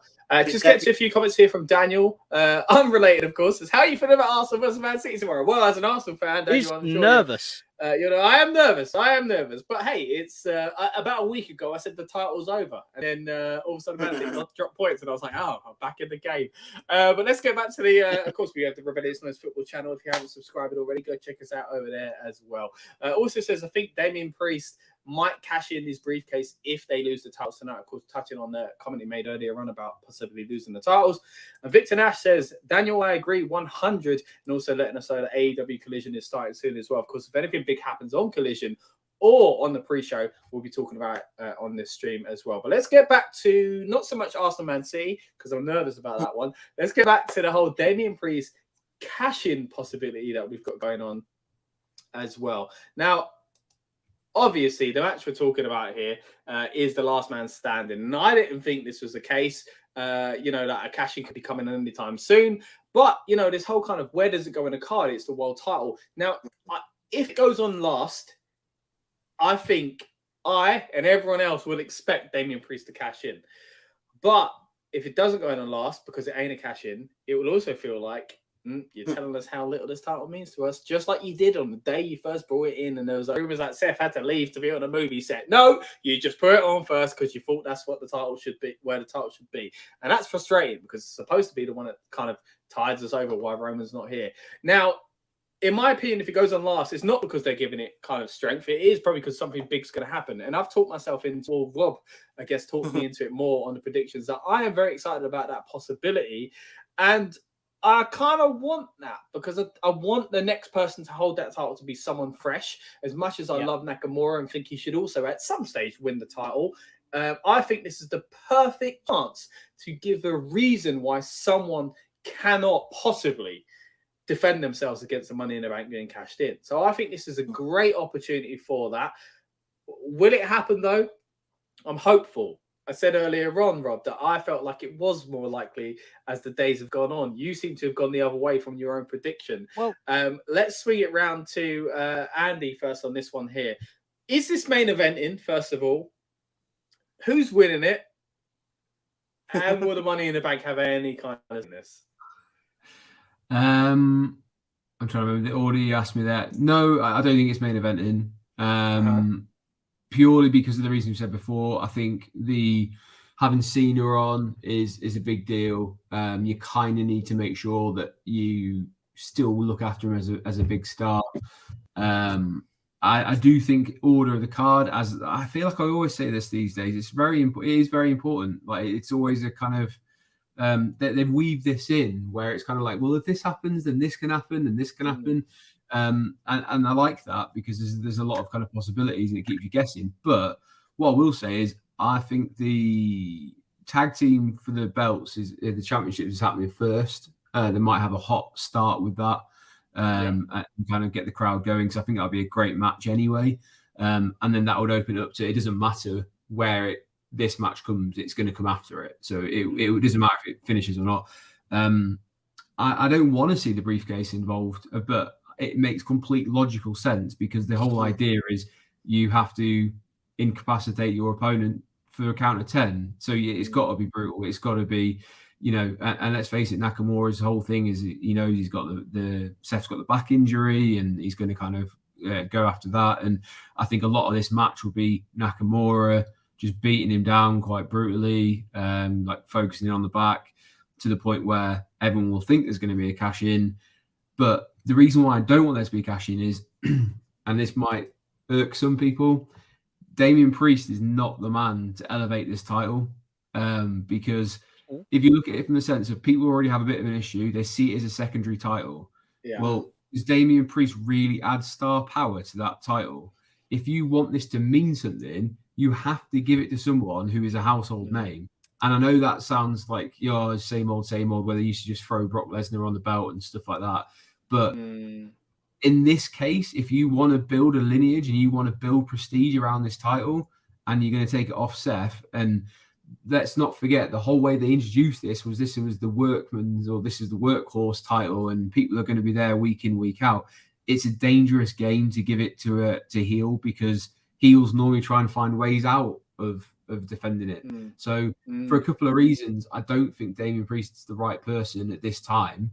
I don't know when that comes. Personally, I think you need a big name to take this, and you need to take it off Seth probably before the Rumble, so then he can start his own feud with whoever going into Mania season, because Seth deserves a WrestleMania match every year for me. But I also can see him feasibly keeping this all the way through to Mania, and maybe we get a cash in at Mania, and that creates a moment around that title. But that's the only reason why I don't want to see Damian cash in tonight, but it makes complete logical sense why he will. Yeah, I mean, it's talking and making complete logical sense. I think your point there about, and I feel weird admitting this because I didn't want this to be this way, but yeah, maybe Brock Lesnar or someone like that is the person to take it off of Seth to legitimize it and kind of, because I've been in this kind of, scenario of a newcomer, or not a newcomer, but someone who hasn't won the world title, someone that deserves it, Finn or Nakamura or whatever else. But yeah, maybe you're right. Maybe it needs a bit of legitimacy by someone that's a big star taking it before anyone else. When it comes to predictions, Dan is the only one that went for Nakamura. As I said, Rob went for Seth. Bonus point on it with the cash in as well. We'll see if he's still feeling confident about that in a moment. And I also went for Seth, and so did Lucas. Lucas, what are you thinking, mate? Do you think anything that you've seen in the past week has swayed your opinion, or anything you've heard tonight has swayed your opinion as far as Seth Rollins walking out with that world heavyweight title? No, I'm not seeing anything to change my mind really. I think. Especially at these B shows, I think a lot of it's just a bit default, and we are just getting to the next month. I agree. I don't think Damian Priest is the right person to be the next champion in this. It's a very odd thing because this belt's just been set up, and do people really want the second champion to be via a cash-in? I find that a bit odd. It didn't sit right with me. I think you want Seth to be dethroned properly. I think he deserves that, and then moves on. I like what you said about it being cashed in on at WrestleMania, Andy, as it would be kind of a full circle moment for someone like Seth, who obviously had, I'm starting to say it, I think the best cash in. One of. It's between 1 and 2, between him and Dolph. Yeah. But I think in terms of importance, I think the Seth one is very important. Yeah. And was for obviously the main title at the time versus Dalton being for the secondary. But no, anyway, I think it brings that full circle. But I'd like to introduce the option that the cash-in happens at the Rumble. Ooh. The cash-in happens at the Rumble, that then obviously forces a Judgment Day member to want to win the Rumble match. Or if you do the whole, well, to be fair, because it's Rome, because obviously sometimes the matches go after the Rumbles. The men's Rumble could obviously go first on the show. A Judgment Day member wins it, and then obviously Damian Priest cashes in later on the show. I think that's a better opportunity for it than tonight. So because essentially there's better opportunities out there for it to happen. Okay. And that's only 2 scenarios. And on big events. I mean, I could also, depending on which direction they'd go, obviously for Crown Jewels, cashing happening there. Has there been a cashing in Saudi yet? I don't think there has there? Nah. No. If there hasn't, then maybe actually that might Wait, actually answer the question. I don't think there has, is there? I think it's always been, I don't think so. been domestic. I don't. That's a good question. I don't think there has. But But yeah, I mean, so I think with that being said, I think there's just so many other ones where I prefer it to happen at. So I don't envision the cash-in happening. In terms of where this goes, I think they've got to send. This is the thing. It depends, but I guess it depends how much faith they're going to have in Seth, I guess. But if the result is Seth winning, and then that's the send home happy, that could also win. And obviously, with Larkin and Sandy matches ending up usually quite messy. Though they also do end up usually in the backstage area, don't they? Quite often. Or at least in the crowd, or even they've had finishes, haven't they, where it's been the forklift, or they've had finishes on top of a production truck, for example. So, and because they have 55 adverts after every match anyway, there's enough time to get the ring and aerial set up, preset for a main event to happen. But I'd argue between those two things, they've got 2 very strong options for a main event. And I think personally, Scott, no matter when the match is, people will think, while that briefcase exists, people will think there's a cash in. You start? You could start with the World Heavyweight title match, then have a cash in. But yeah, I think it's the way it's been presented. I just feel I completely agree with what you're saying. At some point, you'd always feel there could be one. But I think if it's a main event, because of the way they present the title so far, where it's never been a main event, it will feel like it's got to be for a reason. That's the only thing I was thinking. The last few cash-ins all been on television as well, haven't The like last on Raw, SmackDown sort of thing. last good amount, Yeah. all been on. But yeah, the Top women the kept rating, doing it for ages. Mm. I think for some reason they would like, floor is lava with it, wouldn't they, for a little bit? But I think apart from that, I think a lot of them happen on television. I think Big E's one did, and then obviously Nikki Ash's one did on television. The Mrs. did. Mrs. did, on TV. Oh, so yeah. Iyo was on a pay-per-view, wasn't it? Because she did it. yeah, after three-way, I'm about to say that, was the exception, for that. So there's also that, but I think there's just so many. Obviously Andy put one idea in, I put a few ideas out there, but I think there's so many better options for a cash-in than just this Fastlane, pay-per-view. And I just don't think Damian Priest is the right person to be the second champion. Again, we think about lineage and history, and that's something which it seems the company are thinking of quite a lot because they seem to want everyone to break every record that they set 40 years ago nowadays. But I just think, when you read through in about 10 years' time, and you go, the first champion was Seth Rollins, and he held it for, I don't know how long it's been now, 150 days, whatever it is. And the second champion, Damian Priest, and he cashed in. And then, again, as now you get into that territory now where cash in, are they really going to switch that belt again before Mania at this point? Potentially, do you have Damian Priest cash in and he loses it at the Rumble and then that person champion into Mania potentially? But is that a bit of a waste? He cashes in, just wins it for 6 weeks and then loses it again? See, this is the thing. The Money in the Bank always brings up these kind of, several possible scenarios. And I think what you guys have been saying there is kind of moved me away from the world title. I'm thinking, this isn't the time for it, don't get me wrong, because there's a million other things going on with Roman and the world WWE title. But it kind of maybe would be better if Damian was going to get his title win on a title that was already established, like you say. So that's an interesting point as well. Another interesting one I want to get to in a moment before I swing it round to Rob. Two sides of it. We've got, the deal saying here, imagine if Judgment Day lose tonight and then he takes the briefcase from Damian and says, watch this, and cashes in to become two belts Mammy. Now, obviously, in the law of WWE, that should never happen. It's not the person physically holding the briefcase, the person that's won it, right?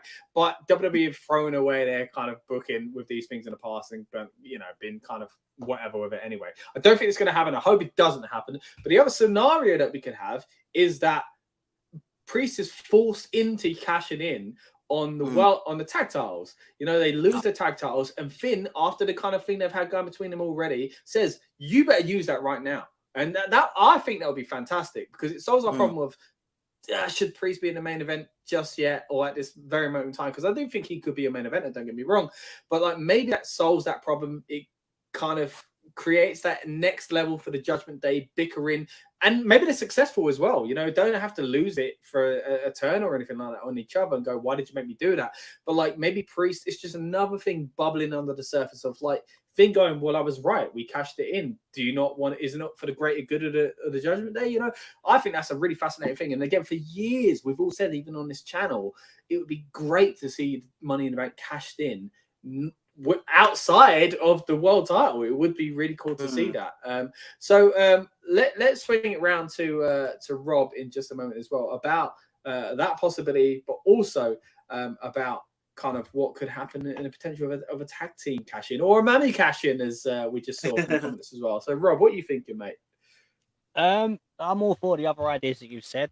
The idea of a Money in the Bank cash in, I always think someone that hasn't won a title should be the Money in the Bank because it can elevate them into a new way. Edge, Dolph Ziggler, that's just two people to name that have had that moment. RVD, he had it right. Yeah, and that really boosted him as well. So I just think as long as it boosts someone and it doesn't downplay the title, then I'm happy for. I don't care who it is, because they've get in their moment and they're progressing forward and making the title mean something. But that being said, with Damian Priest, it's such a weird. Him having the Money in the Bank is great, but who does he cash in on? Because it ain't going to be Roman. Do you know what I mean? It's not going to be Roman, and if it isn't going to be Seth, then how many people have to win and lose the World Heavyweight Championship before is free enough for Damian Priest to do it? Is it 4? Is it 5? Do you know? And then I think that downplays the title.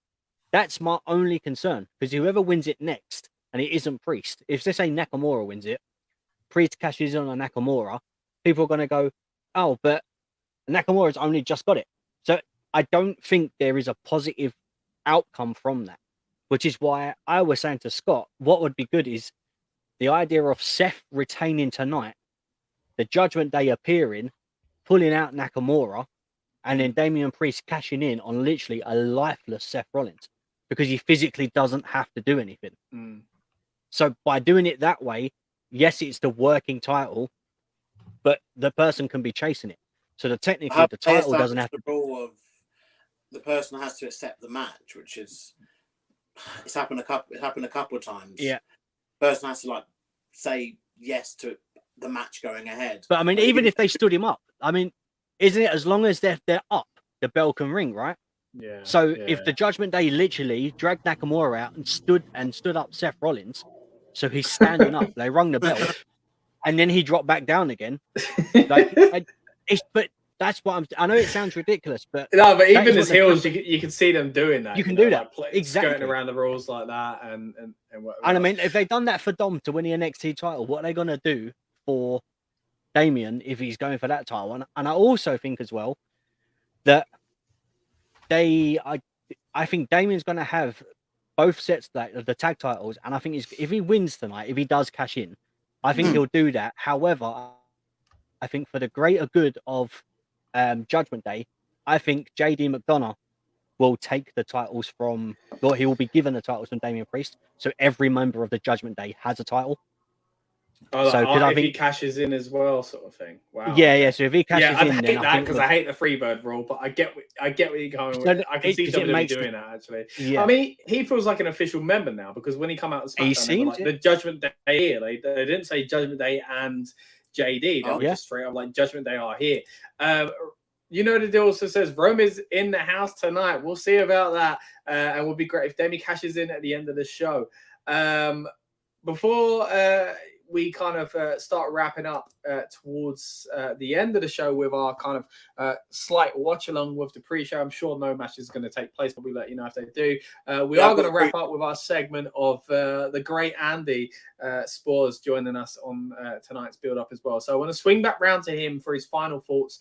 First of all, on Judgment Day, because we are kind of going to head into that prediction in just a moment as well. What does he think with Judgment Day, and what's he think of this kind of Judgment Day scenario where the Money in the Bank is kind of, where Priest is bullied into using it essentially? And of course, after that, hit all the best notes, mate. Tell us where people can find you. I mean, I'm fully in on your tag team idea. I think that's really cool, of like kind of being bullied into it. That's a great shout. One thing I love Money in the Bank and the kind of like the whole thing of the situations it brings around. But one thing I've never understood: if you're the champion and someone cashes in, and you're like really like, oh, and it's not one of those ones where they're like, oh, I'm calling you out for a few weeks' time, like Cena's done. But if it's one like, oh, I've just had a last man standing match, I can barely walk, the bell rings, what would the first logical thing you do? Walk out. So you can count out loss. You've got your belt. Lay on the floor, yeah. Oh no, what a shame. I've still got my belt. You can win the match. You don't really care.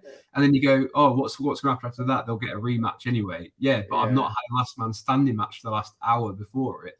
So logically, there are a lot of plot holes in it, as it's kind of been pointed out there. But I just think, like, for me, when yes, we're not quite there yet, but give it 2 months, we will be into WrestleMania season, pretty much.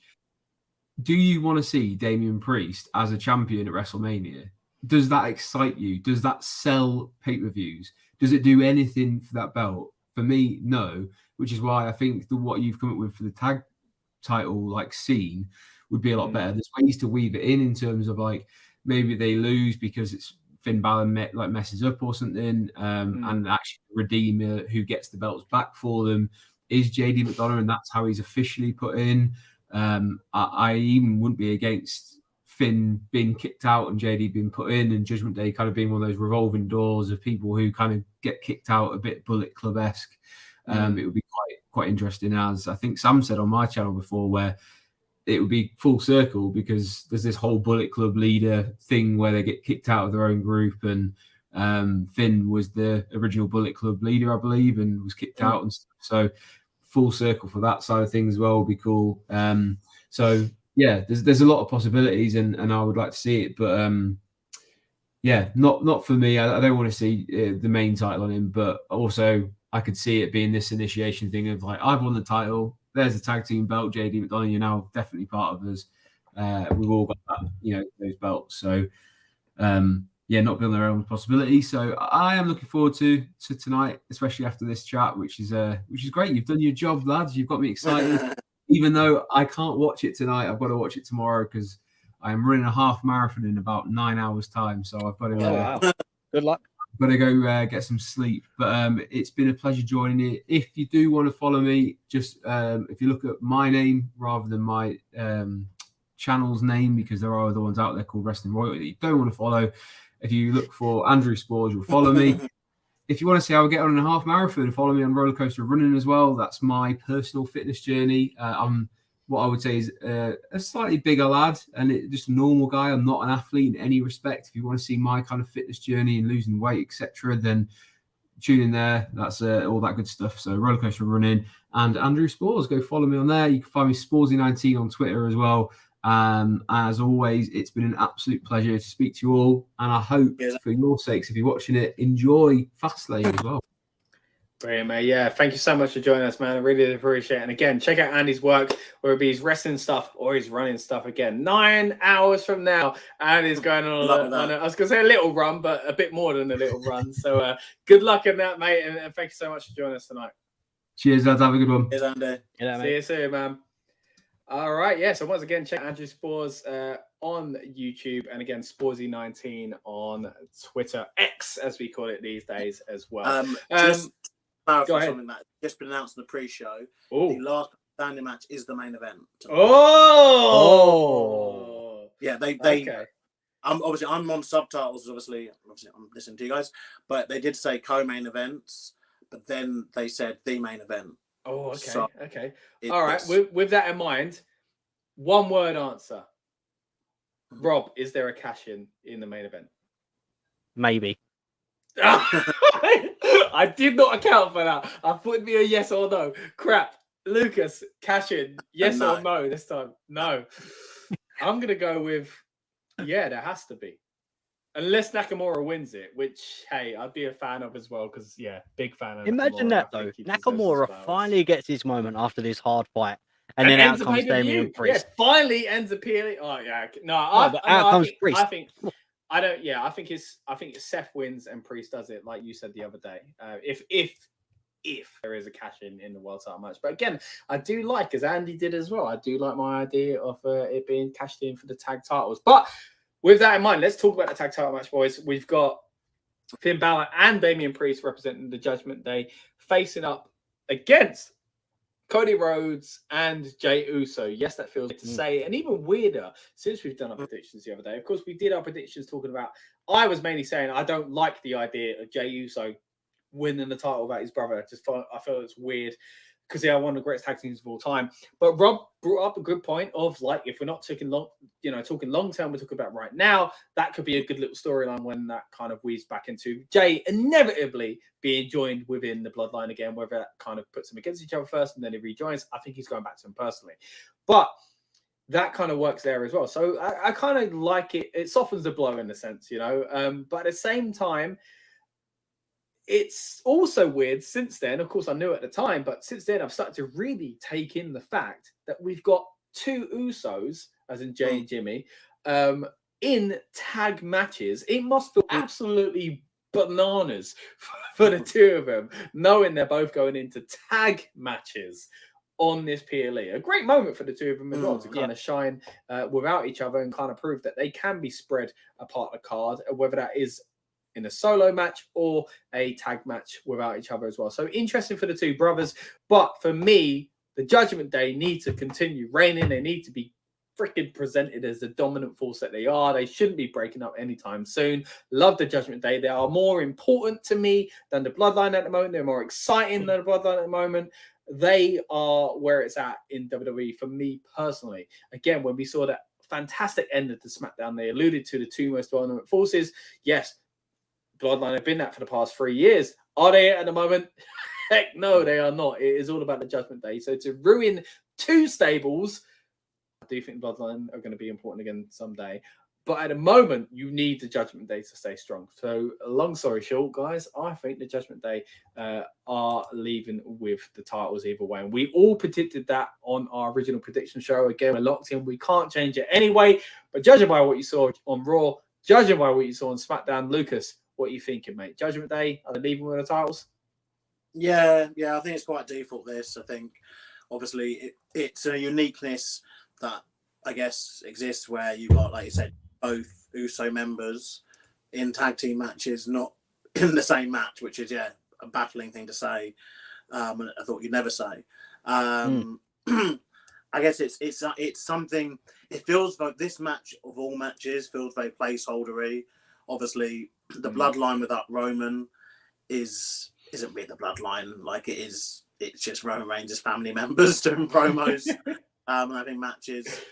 But they are just building, obviously, towards the next thing for Roman, which obviously is November 5th or whenever they've announced Crown Jewel for next month. That's his next, obviously, thing, I'm guessing. And then, obviously, on Survivor Series and the Rumble Mania. I think that, essentially, the Judgment Day obviously have been the most integral part of the company. And I guess, like, going back to, obviously, what we talked about, it seemed like forever ago now, but when we first opened up talking about the LWO tag, it would be nice, though, to see other stables and all that kind of stuff get that attention too, because, I think I can't remember who said it, I think it might be Cody Rhodes with The Miz, but essentially, in WWE, TV time is currency, and end of the day, the people who get the more TV time, they're the people who we sit around at these pay-per-views and say, oh, they've been doing well, they need to be linked because they got the TV time. Like Judgment Day are featured very heavily on every episode of Raw, usually getting the opening promo, usually getting the 1 hour, the hour on the hour match / segment or whatever it is. And so, of course, we're going to kind of think that because they've been in those things. And, there's bits and pieces of the Judgment Day, like we've explored in the last match, obviously, about this cash element. But I think in terms of the tag element, there'd be no reason for them to drop the belts here. Like, I guess it's good that they've kind of gone for... To be fair, though, the tag matches, I guess one weakness these tag matches do show is that the only way they're able to get these big tag matches on the pay-per-view is if they have two single-to-guys team, which is kind of also a damning sight of the tag division at the moment. Yeah, because they suddenly mean a lot more on TV time, at least. Yeah. You've got Viking Raiders, Alpha Academy, New Day, all on the roster, not getting any TV time, or if they are, like, it's not getting on pay-per-view. So it's like, well, it's a real tough one. But yeah, I think Judgment Day will win, and I don't know how much this will lead into, obviously, later on. It'll be interesting, I think, again, this is the thing. WWE now must know that the booking trope, essentially, of where the matches goes gets people more excited about the Money in the Bank stuff as well. So, obviously, the tag title match goes on first or second, let's say. Like, it's a very long gap, isn't it? To that main event spot, even with only obviously 5 matches. It still is quite a gap. So, that would obviously only be people thinking they're more likely to be a cash-in, obviously. But obviously, they could do the tag title match and then obviously the Last Man Standing match back to back. They wanted to, I guess, which I guess would kind of lessen that chance. I guess you'd argue because, but it's just something Andy said as well. There's loads of problems with the Money in the Bank, like logistically. But I think there's lots of matches you can apply that same logic to. I think with wrestling, everything is about creating that drama. It's like in a ladder match, there's no rule that says you can't set the ladder up and set the top of it and just grab the title. But it'd be a very boring situation, wouldn't it, if that's how a match ended? And some things they do, just to say they've done once. Like I recently watched the table match between Cody Rhodes and Big Show, where Big Show's foot went through. Oh, yeah. But it's just like they've done that just to say that, well... It could happen. it could happen. Yeah. They've got the precedent. They know it's rubbish because the table match is you want like an offensive move in it through a table. But people are like, well, and then WWE like, well, if it's just a drop kick and he staggers back and he steps on it, then it still is a table break, isn't it? Yeah. The other one was Sheamus and John Cena. Do you remember? The push. Right? Yeah, that was another one that was like, what was that? Like, and Did I think, great point as well. The Money in the Bank, there is a scenario where someone could go, no, like, it takes away some of the drama, but maybe they can play into these, as you say, these kind of plot holes and whatever else. So, yeah. I think the thing is, Money in the Bank, it's annoying that, for me, that it's just always the same.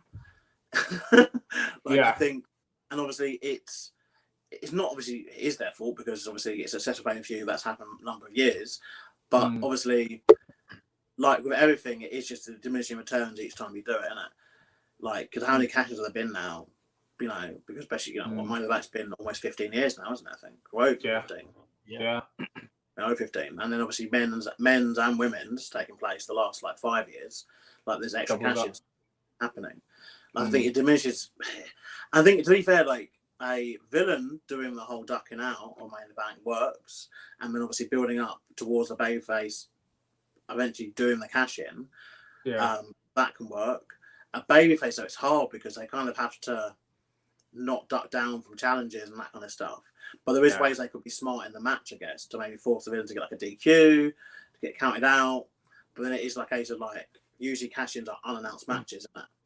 So that's the only way you can really get around it is it has to be a short match. But unless they're made as like a proper underdog, for example, Daniel Bryan, didn't he cash in on Big Show? Yeah. For the World Heavyweight, Dolph Ziggler coming out. It has to be twisted in like a hit, like let's say prime John Cena, where you're looking at the hill going, don't do it. And you actually cheer Cena finding a way out of like being chased, again, maybe one of those examples of another conversation for another day. I think maybe leading to Money in the Bank, we've got a new podcast here for this time last year. Speaking of which, at Money in the Bank, we did have the opportunity, of course, being in London, to chat to a lot of WWE superstars as well. So if you haven't already, check out our interviews on this channel about that. And also some of the other things we're offering you at the moment is audio versions of the podcast. I appreciate that not everybody has got time to sit there and watch our ugly mugs on the telly or their phones or anything like that. Some people listen to podcasts when they drive or when they're falling asleep, like I do, to get rid of the ringing in my ears. So it's a great opportunity to encourage people that haven't listened to podcasts already, that you do want to tell about it, but maybe they're not fans of sitting there and watching screens about our podcast. We are now on Apple Podcasts, and we are now also on Spotify as well. So we'd appreciate it if you subscribe to those spaces if you are using either of those for your podcast, and we of course appreciate if you dropped us a little bit of a 5-star rating to help boost us in the old rankings on both those platforms as well. But appreciate all the support we get here, whether it be on the YouTube channel, our brand new Spotify feed, or our Apple podcast feed as well. Let's swing it round to Rob now, mate. What are you thinking? Is there anything that we've spoken about tonight? Has the Raw or SmackDown swayed you for your kind of prediction that the Judgment Day are in this one? I don't know. Like, I feel like that if the Judgment, I think it depends on what their plan is going forward. Obviously, like if the Judgment Day win, then I feel is it inevitable that Damian Priest then catches in? Like, do you know what I mean? Like, is it one of those things where could it not be the other way as well? Like, could the loss not? There are some. This is the beauty of the Money in the Bank. Yeah.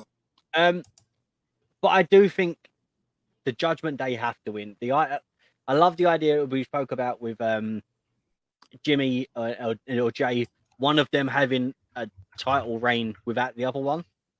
Yeah. But I just don't think it's the right thing to do with the Usos. I mean, in my opinion, one of the greatest tag teams of all time, and in wrestling. And obviously I'm a big Uso fan. I don't know. I don't know if it works, because then even if, let's say for example, if Jay wins it with Cody tonight, and then at another point Jimmy wins it with Solo, okay, they've matched their numbers. but there's still never going to be, let's say, like 14-time tag team champions together. Like there's always going to be something. Yeah. There's going to be a clink there because they didn't do it like that. So I just think it's good to do, but I don't like the idea. But I don't know. Like I don't like the idea of Cody and Jay. It's weird because Cody brought Jay into Raw. There's a reason behind it, and he's sticking his neck out for him. So obviously Jay wants to do as much as he can. So winning the titles will be great because then if Jay does turn, it's a bigger moment. Do you know what I mean? Like there's just so much. I mean, it could be the. Do you remember the Cody Rhodes? What was he called? It was Cody Rhodes, but Hardcore Holly, and who was the other one? Was it when he formed the Legacy? Ted DiBiase Jr.? Yeah. Ted DiBiase Jr. Yes, right. That's another prime thing like that of turning on the person that brought you in. You know, I mean, not that it's the same sort of thing, but the situation would be one person turning on them. And I mean, the Cody done it to Bob Holly. So imagine Jay then doing it to Cody, as in.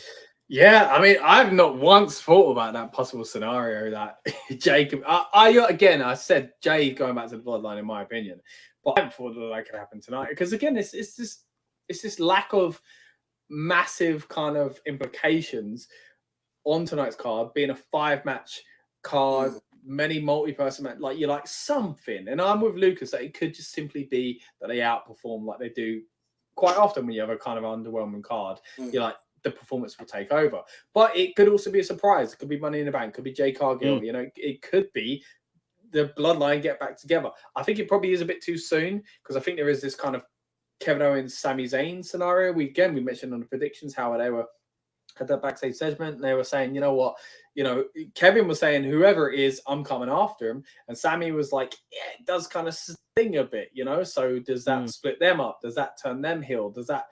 Does one of them, Kevin end up being right? Because that's kind of what they've been leaning on all the way with Jay, of like, how dare Cody bring him back in? Do you not remember what he did to us? So there are so many kind of ways they could play it with the Bloodline, and but not one of those, not once have I thought that tonight could be the return of that. I think if there's any kind of Bloodline progression tonight, it is the return of Roman Reigns, and I think that kind of led into our predictions the other day as well, of like, kind of. Although the Bloodline, I think a few weeks ago I would have said, and I think I said this on our predictions, that they should win because they're kind of boring. They ain't done much. There's nothing going on. There needs to be progression. That can happen on SmackDown with, like, I was like, they need to win because they're not doing anything. But no, really, them losing means Roman can come back in and whip them back into shape, And the same thing, as you said earlier on that other stream, Rob, Jimmy has been pretending or acting like Roman, like he is, like it's ready. Like we're waiting for Roman to come back. Tribal thief at the moment, isn't he? The tribal thief. Nice one. Go on. I was going to say, the only thing I do feel like may happen if Roman does return tonight, or a lot of like dodgy stuff happens at the end of this, not this match, it will be the LA Knight Cena versus the Bloodline. If something does happen, the idea of maybe Jay appearing to see if Jimmy's okay, do you reckon? I mean, it's a little seed that could be planted. There are these seeds for the return, but I think to justify the other side of the storyline on Raw, they're probably going to keep them separate for a while. Yeah, I think it's too soon. I think personally, they've rushed this when they haven't needed to, because Jay quit, then 2-3 weeks later he's brought back by Cody Rhodes. He's now got some sort of Brock Lesnar superpower because he's now allowed to sign people. Yeah. I mean, that is still weird. They take title shots, but Cody Rhodes now like the GM apparently of both brands. And then obviously now you've already got like Jay's, they're both their respective first matches on pay-per-view since they've not been together. Yeah. And I think to kind of just bring them back together again already, like I think that should be its own thing. Like at least let them their separate matches be the important factor of this one. Then bring them back together. But I think we are just stopgapping until the bigger Bloodline stuff is going to obviously ramp up around Mania season.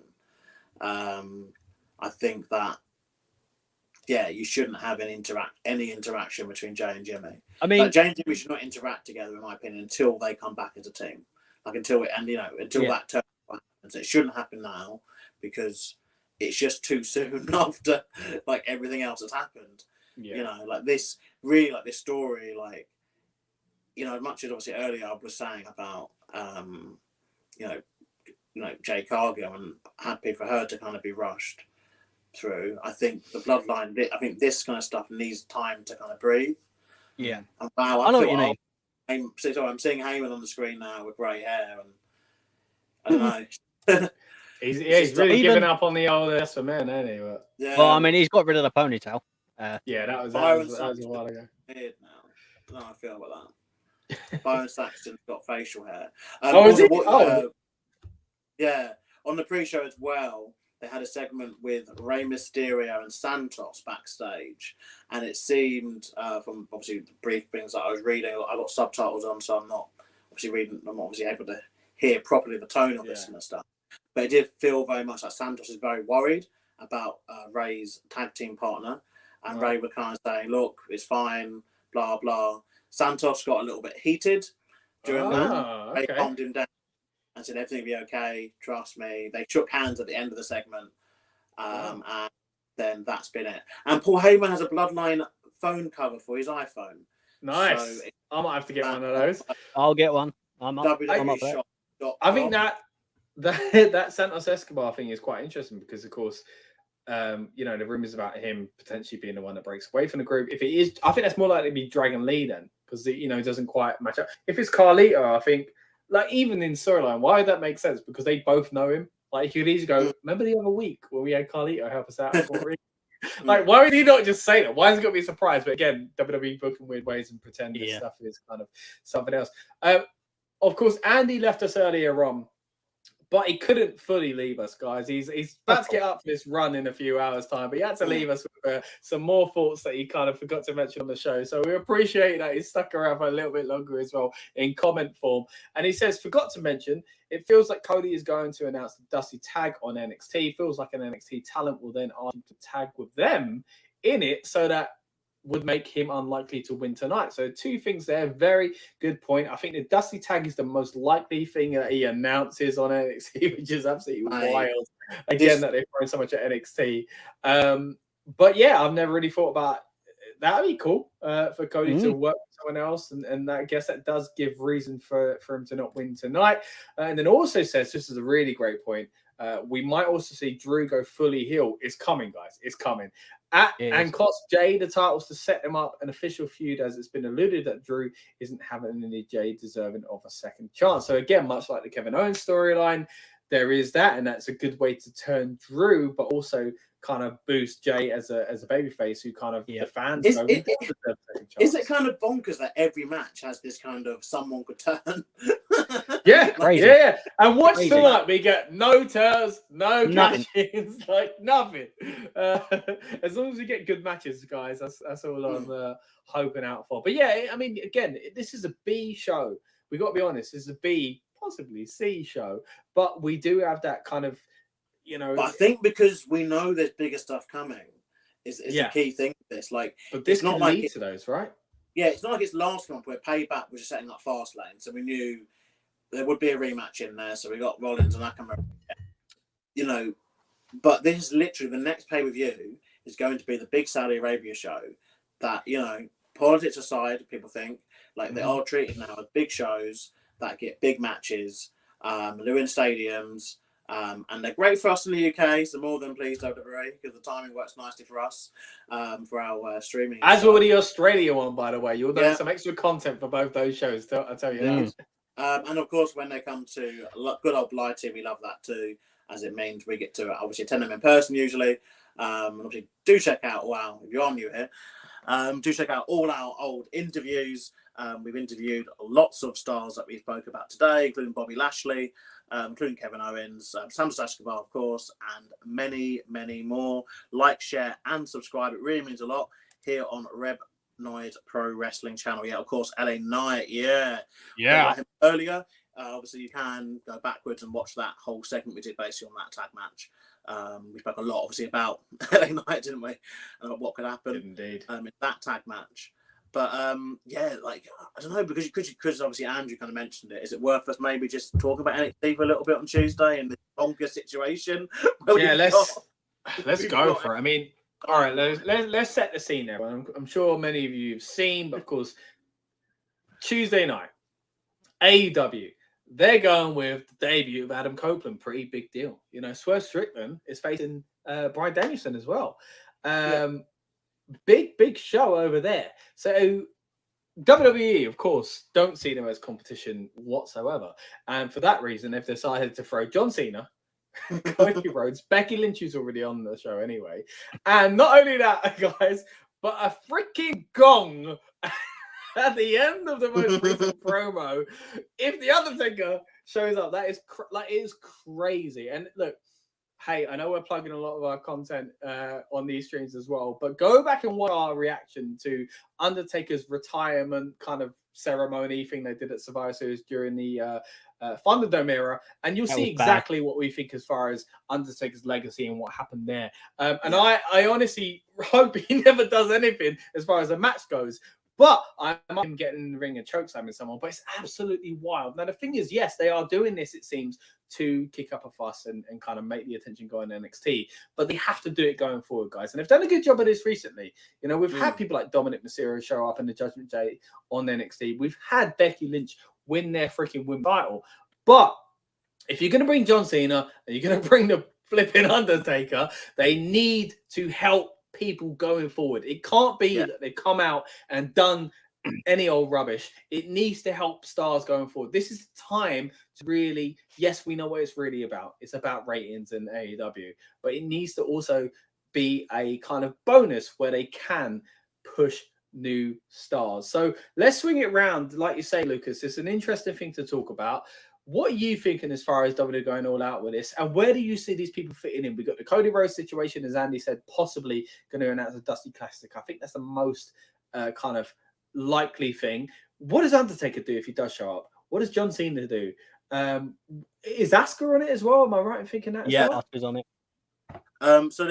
So basically, so AEW's lineup consists of Adam Copeland facing Luchasaurus, his debut, obviously for AEW. We've also got Hangman Adam Page against Switchblade Jay White taking place. We've got a Women's Championship match between Saraya and Hikaru Shida. International Championship match between Phoenix and John Moxley. Danielson versus First Strickland that you discussed earlier. And Powerhouse Hobbs against Chris Jericho. That's a pay-per-view card in some ways. That is, yeah.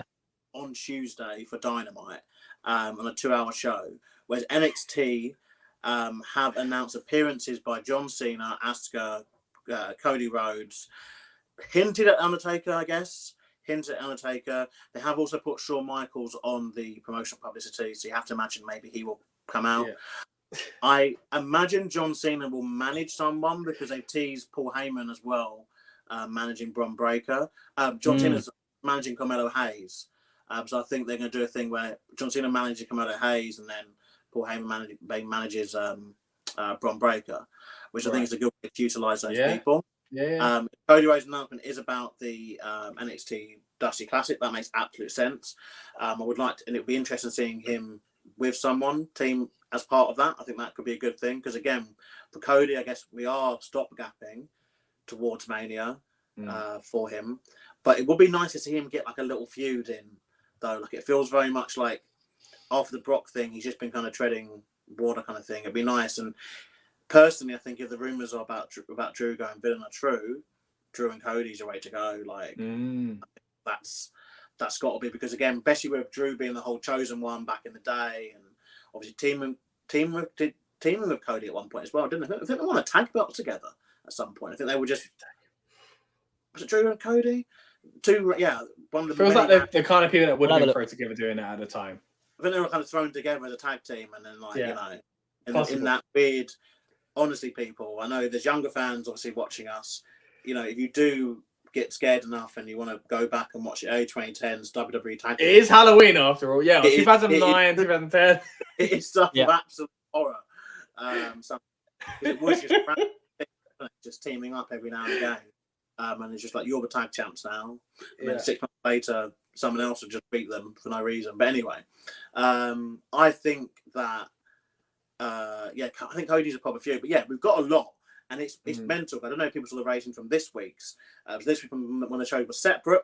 I've got it here. AEW Dynamite drew 800,000 viewers versus NXT's 857,000 viewers on Tuesday. So going separately, NXT actually outperformed this week. And I'm going to go out on a limb here and say I personally think that NXT has been really strong lately. Like the weekly product has been really, really strong. Possibly I'm going to say this because I believe it to be true. I think it is at the moment the best weekly TV show. I think Collision held it for a number of weeks. Collision did a very, very good job when it first debuted and making kind of every segment feel important and gave a spotlight to a lot of the roster that obviously weren't getting spotlighted on Dynamite. And it was a really, really enjoyable show. And obviously within its first few weeks, it had, for me, like probably a contender for the best TV match this year. And that obviously that 2 out of 3 falls tag match that they had. And even the Ricky Starks and CM Punk match, to be fair. The Owen Hart, and obviously I know some of that's soured now because of what's gone on, but I think they're still just very good wrestling, and I think that can't be overlooked. But I think NXT's been really on a roll, I think, actually. Because like we said, we touched on earlier, didn't we? Obviously, the fact that they're happy to bring in NXT stars, to bring in the main roster stars. They've got a real nice mix of this happening, and things are happening very weirdly, aren't they? Like in the sense of, before there was like a default format of how they did these things. If someone did win a belt from the main roster, they would drop it on their first defense. But they're showing with Becky Lynch, like she's now down there properly, it seems, to engage with proper rivalries, at least until Mania, I guess, because they want to keep her and Ripley apart, I'm assuming. But Dom, he had a 2-month reign, I think, with the North American belt. Yeah. While being on Raw and SmackDown at the same time. So they're shying away from just the default, someone just wins it and loses it back like a week later, whatever, to actually these people are properly happy to be part of the product. And it's made it, I think, much more enjoyable to watch. Rob, what about you, mate? Where do you see these people fitting in? We've got another comment from our special guest on the build-up, of course, who says, Andy Schwartz again says, take her in a segment with Joe Gacy, little wink, or just a weird jokey opening with HBK that will be slightly cringe. It is a worrying thing what they could do with Undertaker. It's a very touchy thing. We mentioned it when we did our watch along of the film he did with the New Day. We did it on this channel. If you hadn't a chance to check it already, we talked about on there, where I think using him in like comic books and things like that, I think using the Undertaker character in that way would be fantastic.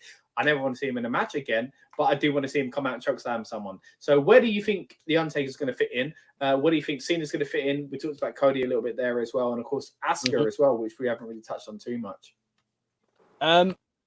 That means a lot to answer there.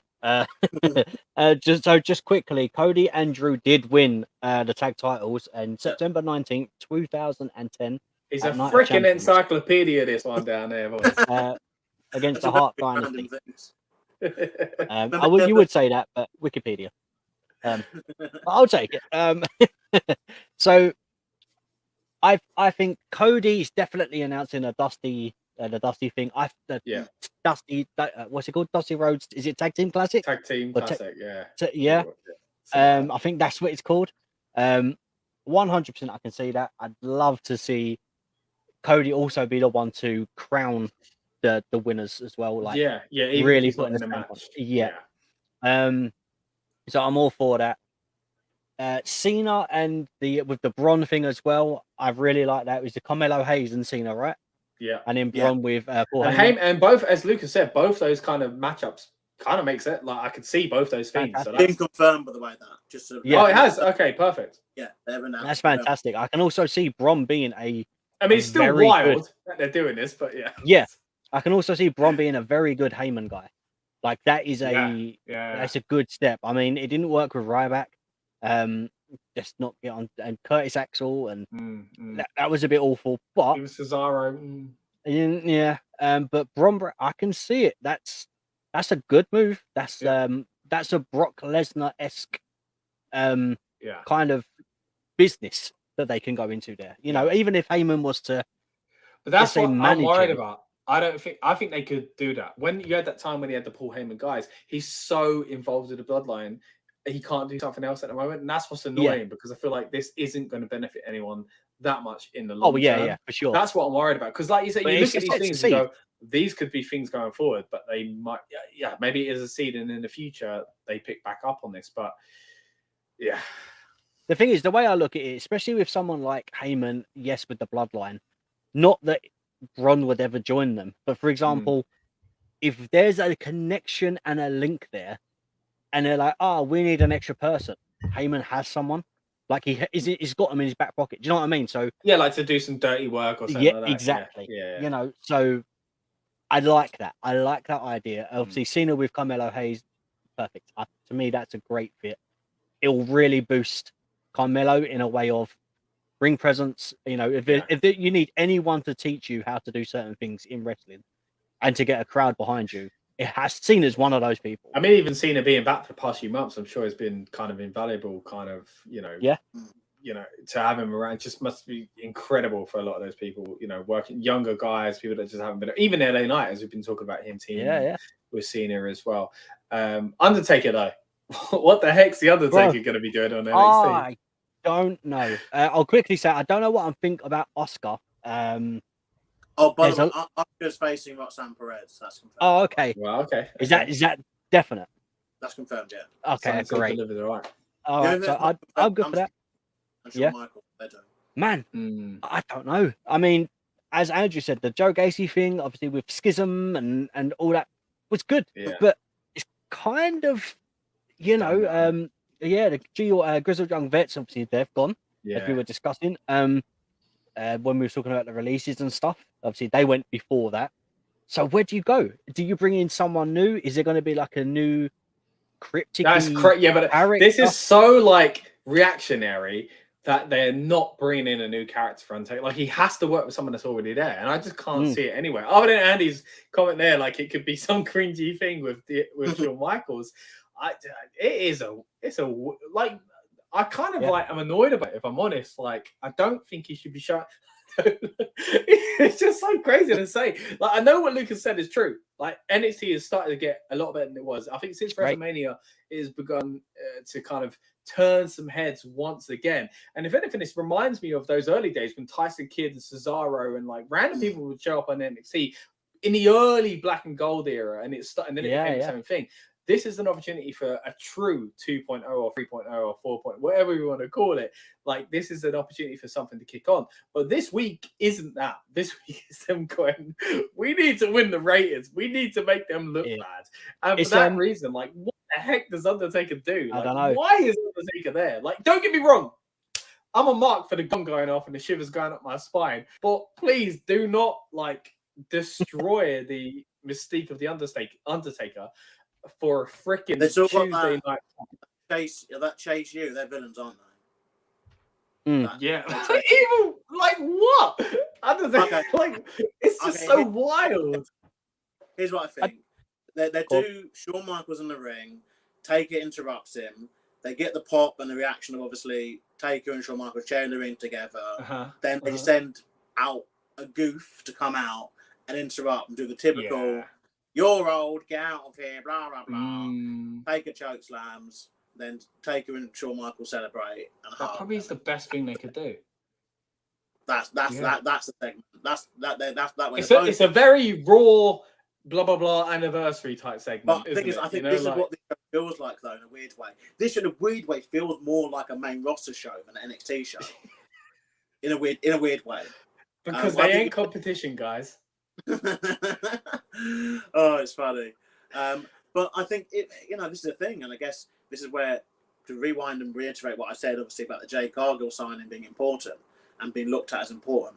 That signing leading into Adam Copeland going to AEW, leading to this title Tuesday with Edge having his first match for another wrestling organization in ever, I think. I don't think he's wrestling anywhere else outside WWE. Sexton Hardcastle and WCW. WWE to poop the bed so much. Sorry, I'm not trying to get us. I'm trying to get us kept on YouTube. Poop the bed so much that they turned to the only program that's on that air slot and said, "This program needs to be roster levels of star power." Like, I think crazy. this happened 10 years ago. Vince McMahon would have called an impromptu Cyber Tuesday pay-per-view. He said, It's true. Like, we're doing Cyber Tuesday on, like, a random Tuesday because we've got Dynamite. I think it's just... But the thing is, this is what we're going to see more of, though. Yeah. And the only people that really win are wrestling fans. Like, people... I don't know where NXT is this week. People are getting a very good deal because I doubt they've had enough time to kind of readjust the ticket prices, I guess. Yeah. Obviously, the show you're now getting. Capacity crowd and wherever they are, man. Like... This must also be one of the smallest crowds you're going to see Undertaker in as well.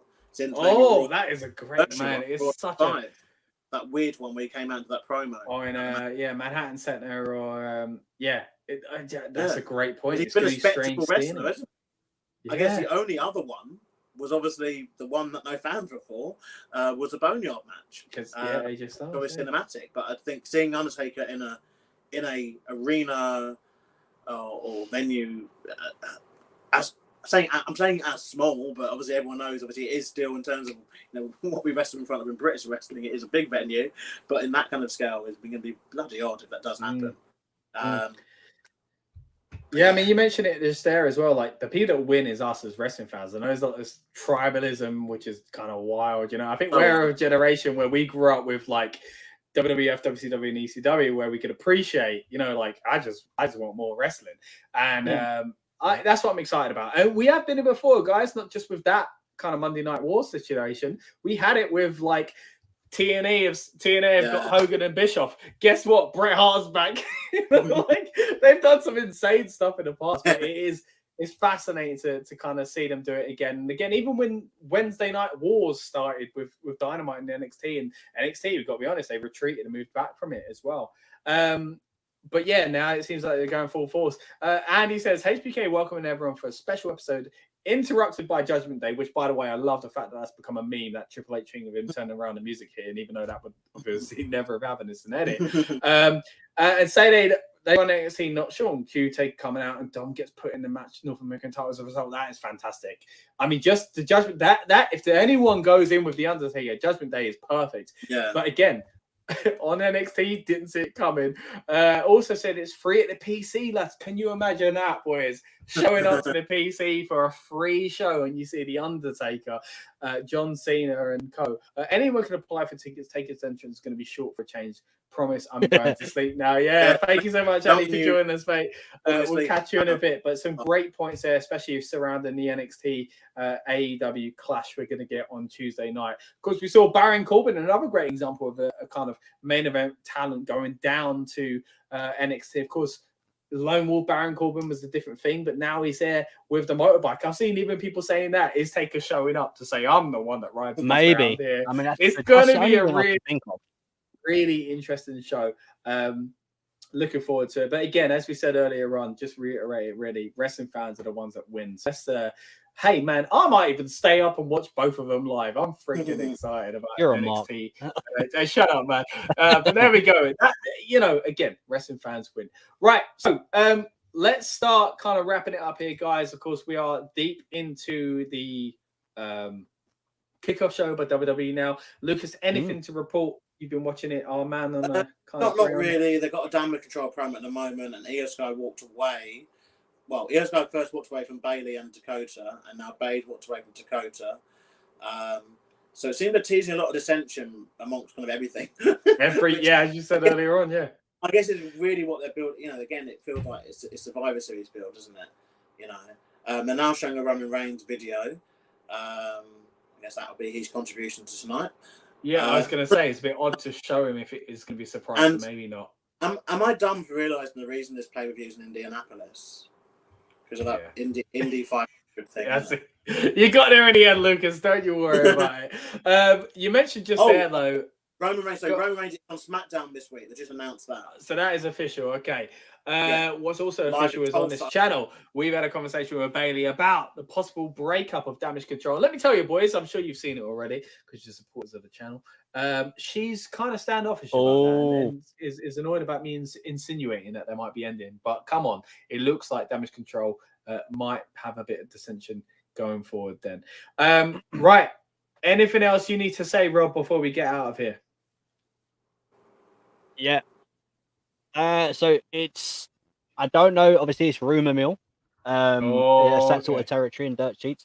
But apparently, the wrestling community is buzzing with the news that the Judgment Day's undisputed tag title match will kick off the Fastlane event. Oh, okay. So it is again, and we talked about earlier on the possible kind of cashing in on both sides, and that just makes it interesting both ways, doesn't it? You know, like that takes away the sting of him not cashing in at the end if he's already done it at the beginning for the tag titles, but also creates that mystique if he does lose them and they've got that in the main event. So, man, excited about the show. Lucas, before we get out of here, anything that you think that kind of leads towards? Oh, go on, Rob. What are you laughing at? Rob, what are you laughing at? So I keep looking down, obviously, at Lucas, because obviously he's down at the bottom of my screen. And every now and then I'll just see a light flicker, and I know he's watching the build-up show, but it looks like, you know, one of them people that goes to like a rave, and they just don't want to be there, and all these lights are flickering, and they're like, oh, can we just go home now? Like, it just cracks me up. So I'm watching a bit of the kickoff show. For getting the news for you guys, obviously. But yeah, no, I mean, yeah, I don't know. I think we've kind of said everything we need to say. I do think that we could be in for a very interesting show. And I do believe this show in particular is a real difference maker to potentially what will come. Potentially. Or we could see all default matches. But I think the way we've spoken about it tonight and from the feel that people are getting, like something is happening. It's just what. Yeah, that's it. It would be such a shame if nothing happens. But yeah, I think you're right. Something's got to happen now, right? But at the very least, a fantastic performance from the wrestlers, 100%. Which I think is what we're probably going to get. We have been a Rebellious Noise Pro Wrestling channel. I want to say thank you so much to everyone that's joined us tonight, whether it's live or on demand. And we hope to see you, of course, in the future as well. Please subscribe to us here for more wrestling podcasts, whether it be our build-up shows in the light of PLEs, our recap and review shows, or our preview predictions, or our instant reactions. Speaking of which, we are going to have a review tomorrow as well. So stick with us on this channel if you want to hear our thoughts. Do our predictions come true? We'll see about that, guys. It's going to be a really exciting kind of time to go over what happens at the show, because if it's great, we'll be able to be kind of marking out over it, and if it's rubbish, we'll be right here for a rant or two as well. So stick with us on the Rebellious Noise Pro Wrestling channel. I want to say thank you so much to our friend Andy Spores, joining us earlier on of Wrestling Royalty as well. So go and check out his channel if you haven't already. Subscribe to us if you haven't already. As I mentioned earlier on, we're also on Apple Podcasts and Spotify for our predictions and recap shows, but you can find us right here on the Rebellious Noise Pro Wrestling YouTube channel for exclusive interviews and build-up shows beyond those as well. I want to say thank you very much to my co-hosts and colleagues tonight, of course, of Lucas and Rob. And we'll see you tomorrow right here on the Rebellious Noise Pro Wrestling channel for our recap and review of Fastlane. Enjoy the show, everyone. See you next time. Welcome to the Rebellious Noise Pro Wrestling channel. On this channel, we bring you some great content from inside and outside of the squared circle.